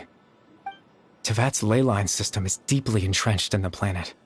Creating new ley lines can neither replace nor extend the ones that already exist. In the face of everything they could be planning, I fear I'm too insignificant to even get a glimpse of the bigger picture. In any case, I had my own use for the Loom of Fate, and my goal, at least, has been achieved. You remember my father, don't you? Clotar Alberic. I believe you saw him in your sibling's memory.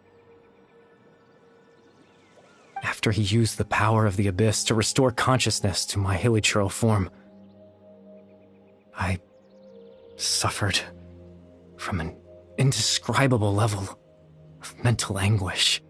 To comfort me, my father told me a story, that this was a fairy tale world where I had to take on the form of a little monster. That story managed to dispel my fears, even if just for a moment.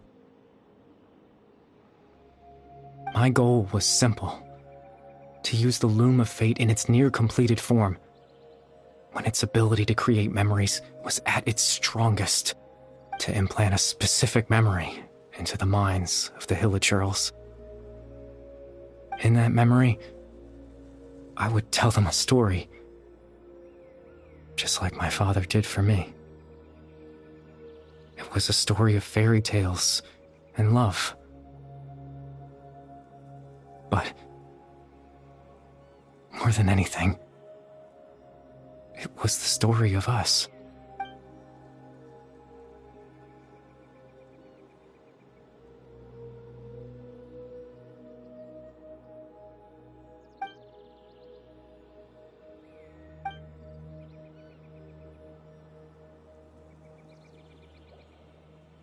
I can't change the world. Not when I lost the very right to exist within it. Implanting those memories, that was the most worthwhile thing I could offer. All that's left of my existence is a wisp of residual consciousness tied to the Loom of Fate. In truth, that trace of my consciousness should have dissipated long ago. My goal, but now, the bedtime story is finished. And it's finally time to rest.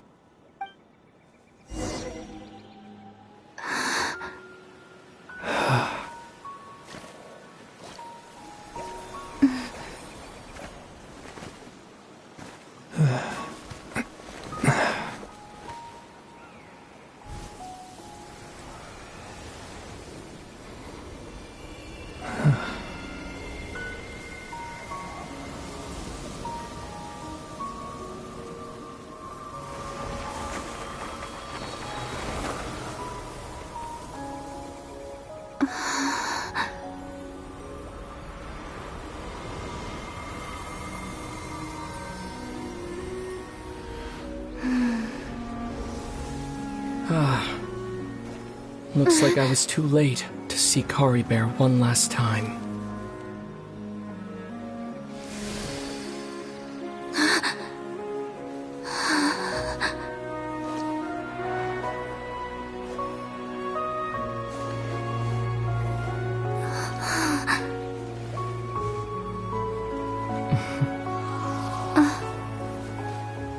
Kari Bear's consciousness is gone, and this space will soon disappear along with it.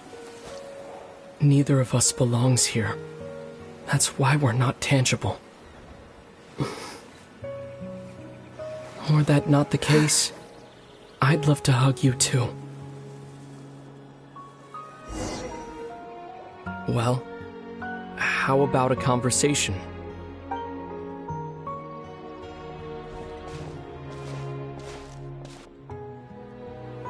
The chance to just stop and talk like this is certainly not easy to come by.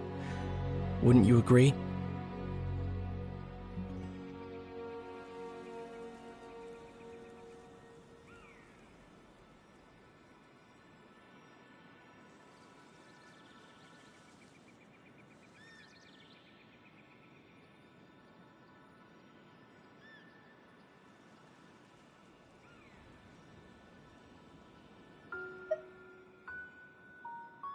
That battle earlier was tough.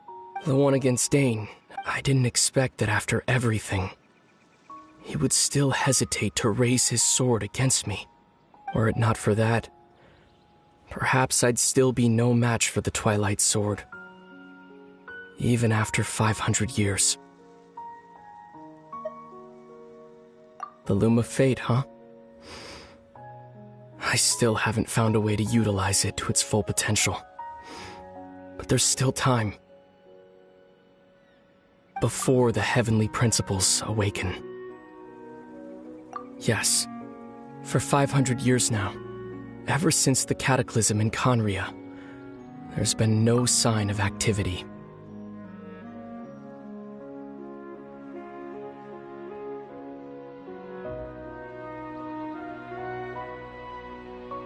Not long ago, you witnessed the Hydro Archon destroy her divine throne, yes?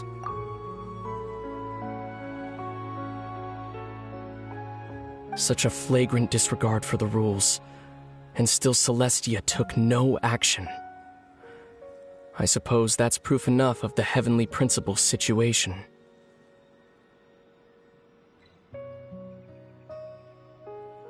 However, the heavenly principles will awaken. We just don't know when that will be, or what might trigger it.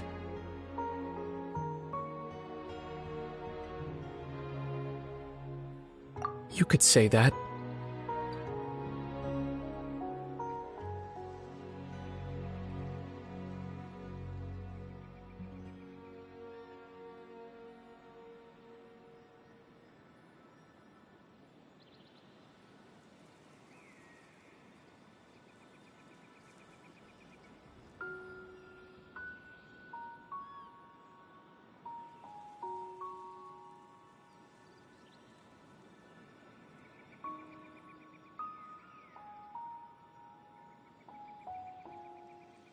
Just look at Kari Bear.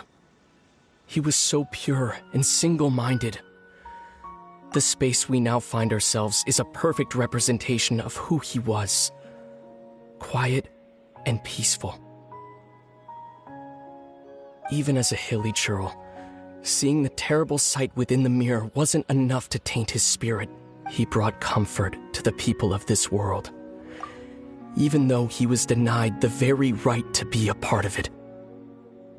So ask yourself this. Who was it that deprived him of that right to exist? Of course, that's only one example. My feelings about the heavenly principles are too complicated to explain in just a few words.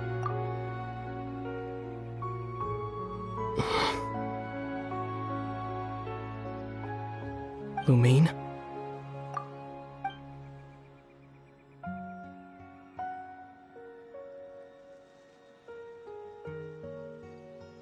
You're the only one in this world who calls me that.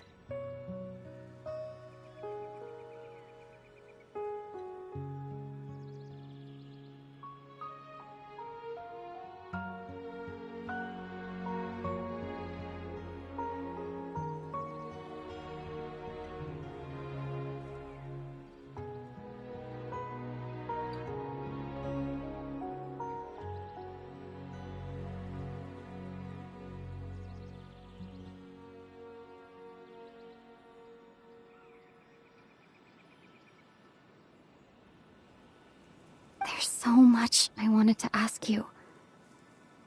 But for some reason, I'm not interested in asking those questions right now. There's just one thing I have to ask. One thing I could never understand. Why? Why can't we continue our journey together?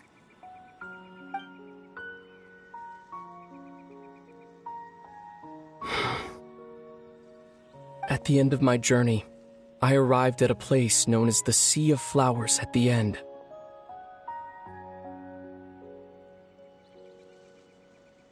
Do you remember?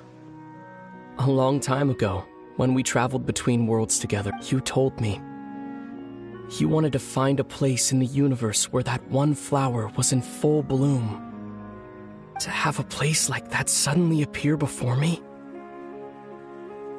Well, Would you think of that as a coincidence? You mean? I miss you too, Lumine.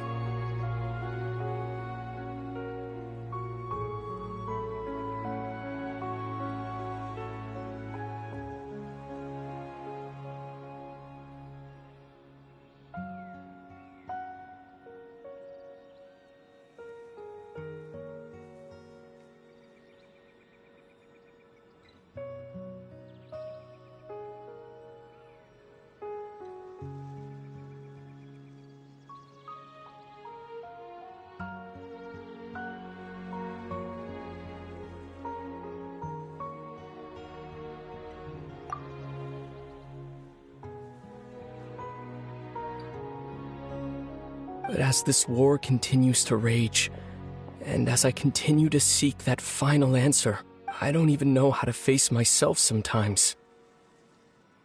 Let alone my own sister. What's going on? This space has lost its tether. I doubt it'll be able to exist much longer. In fact, aside from our ability to physically interact with each other, there's something else you should know about this space. With Caribert gone, we won't be able to remember anything that happened here. Everything in this space will be wiped from existence, including all memory of our reunion. You're only telling me this now?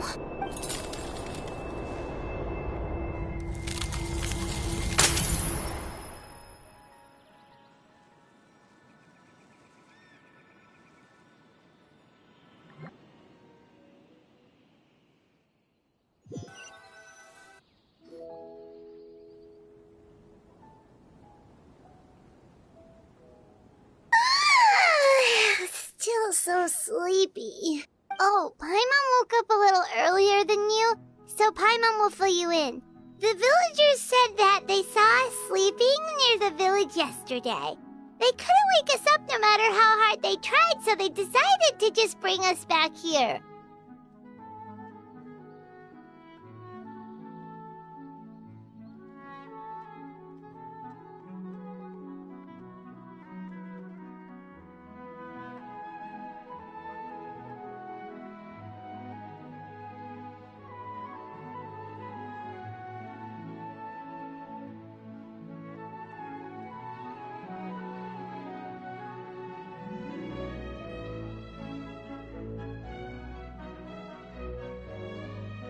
Oh, and Dane came by just now? He didn't say anything, though. Just made sure that you were alright and left. Kinda seemed like he had a lot on his mind, but that's Dane for ya. Let's think for a second. We were in that memory, and we saw that guy you called Caribert. He was the missing villager that we've been trying to find, right? And after that, Paimon doesn't remember what happened. Wait.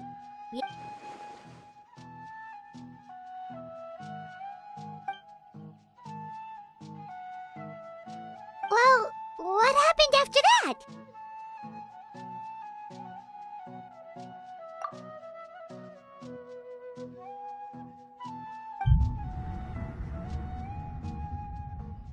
Ah, there you are. Sleep well? Bayram?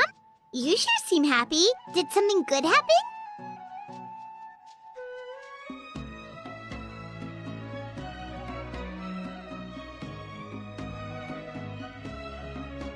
Something good?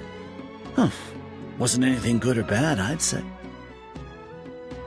It's just that, well, the village organized another search party yesterday. It didn't feel right to leave all the searching to the adventurers. So there we were, searching away, when suddenly this one guy said it all came back to him. According to him, one day around dusk he was passing by this one tree outside the village. There he was, sleeping under that tree all by himself.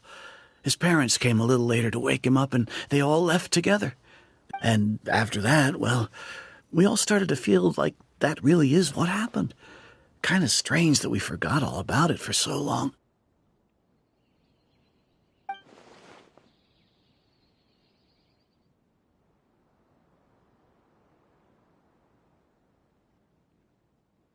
Oh, and we also remembered his name, Caribert. Now, that's not a name you hear every day. Would have been helpful if we remembered it sooner. Well, I hope he's happy wherever he is, and we're all relieved now that we know what happened.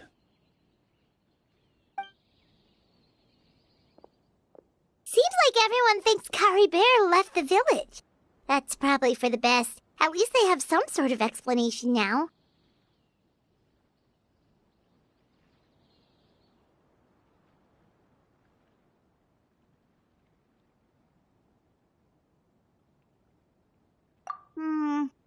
Paimon wonders how Atosa's doing. Maybe we should go check on her. If she hasn't remembered like everyone else, we can tell her what happened. Paimon didn't see her in the village just now, so she's probably at the tree. Come on, let's go talk to her.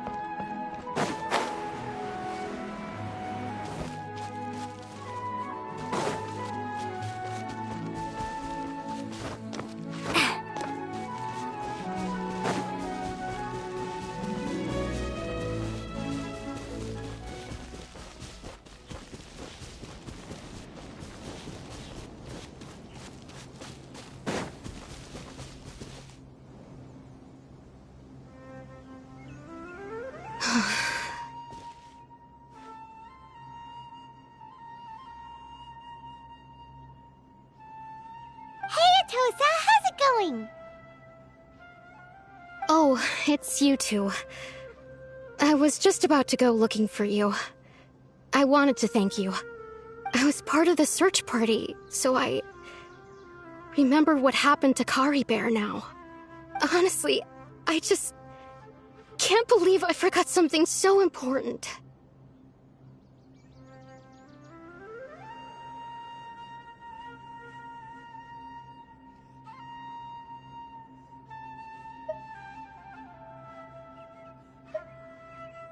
He always seemed to appear out of nowhere, and now he left just as quickly. If Kari Bear wants me to forget about the time we spent together, then I'm willing to try.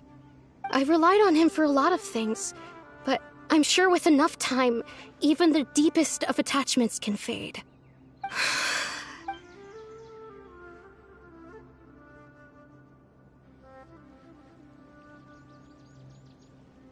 Okay, I'll admit.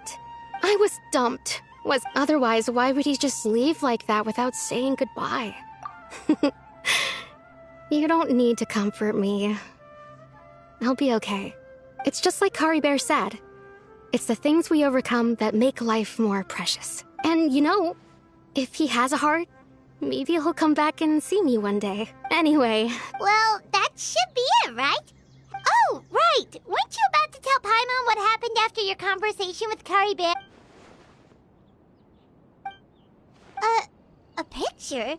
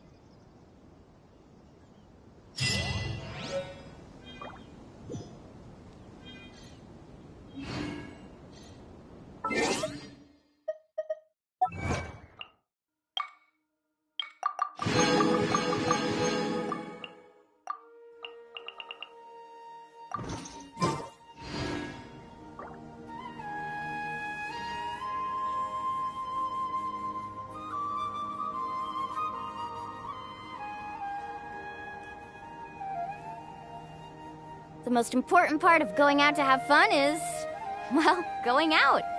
So just show up and I'll handle the rest.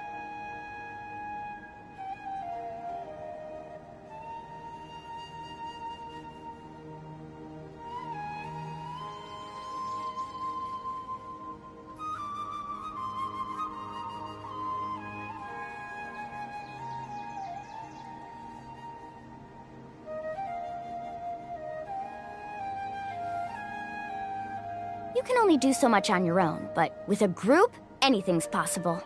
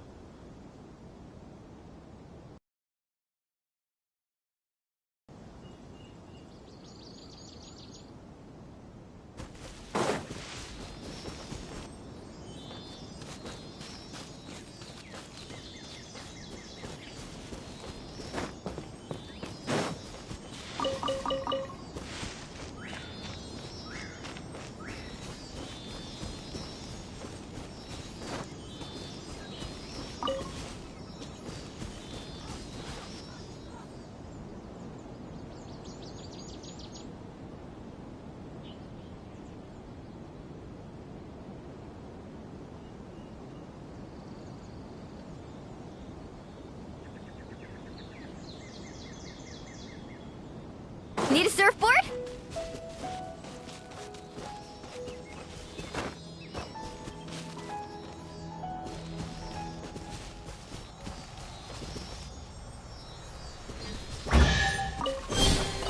Oh no, I dropped it! Quick, pick it up! Hope I didn't just jinx us. Go! Yeah!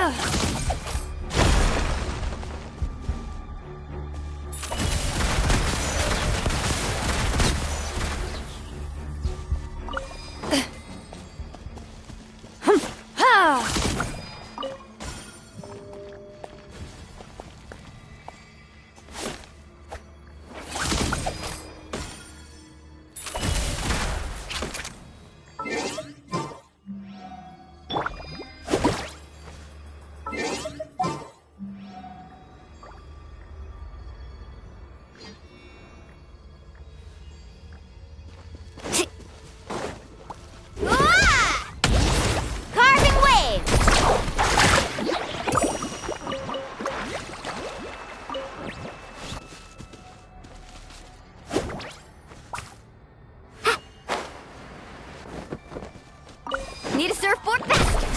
Woohoo!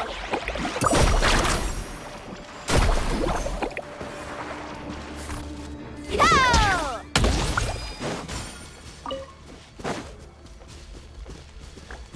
Let's shred, Sharky! Oh! Hey, come on now! Surf's up! Loaded.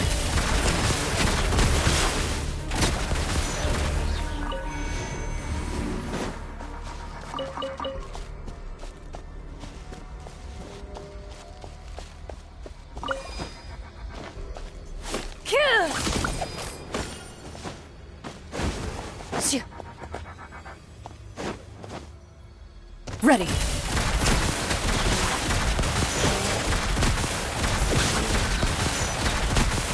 Where evil lurks, shoot on sight!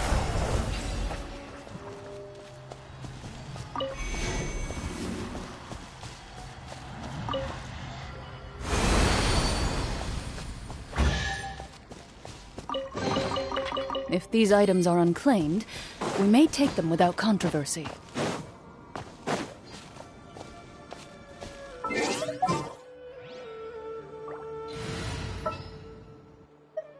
Next time, be...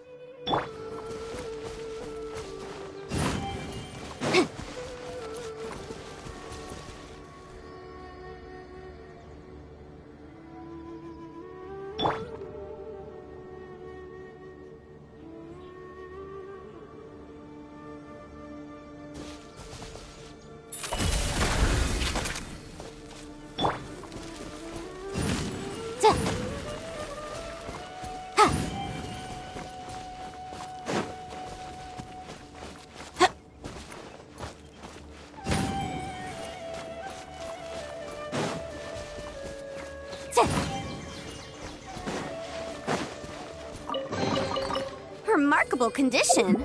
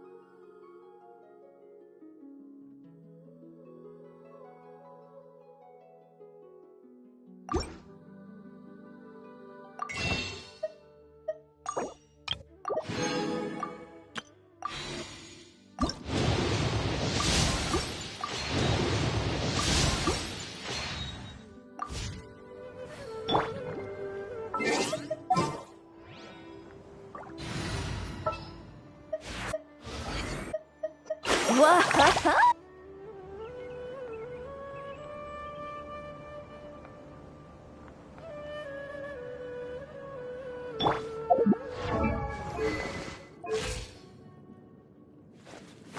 Woo! Ah!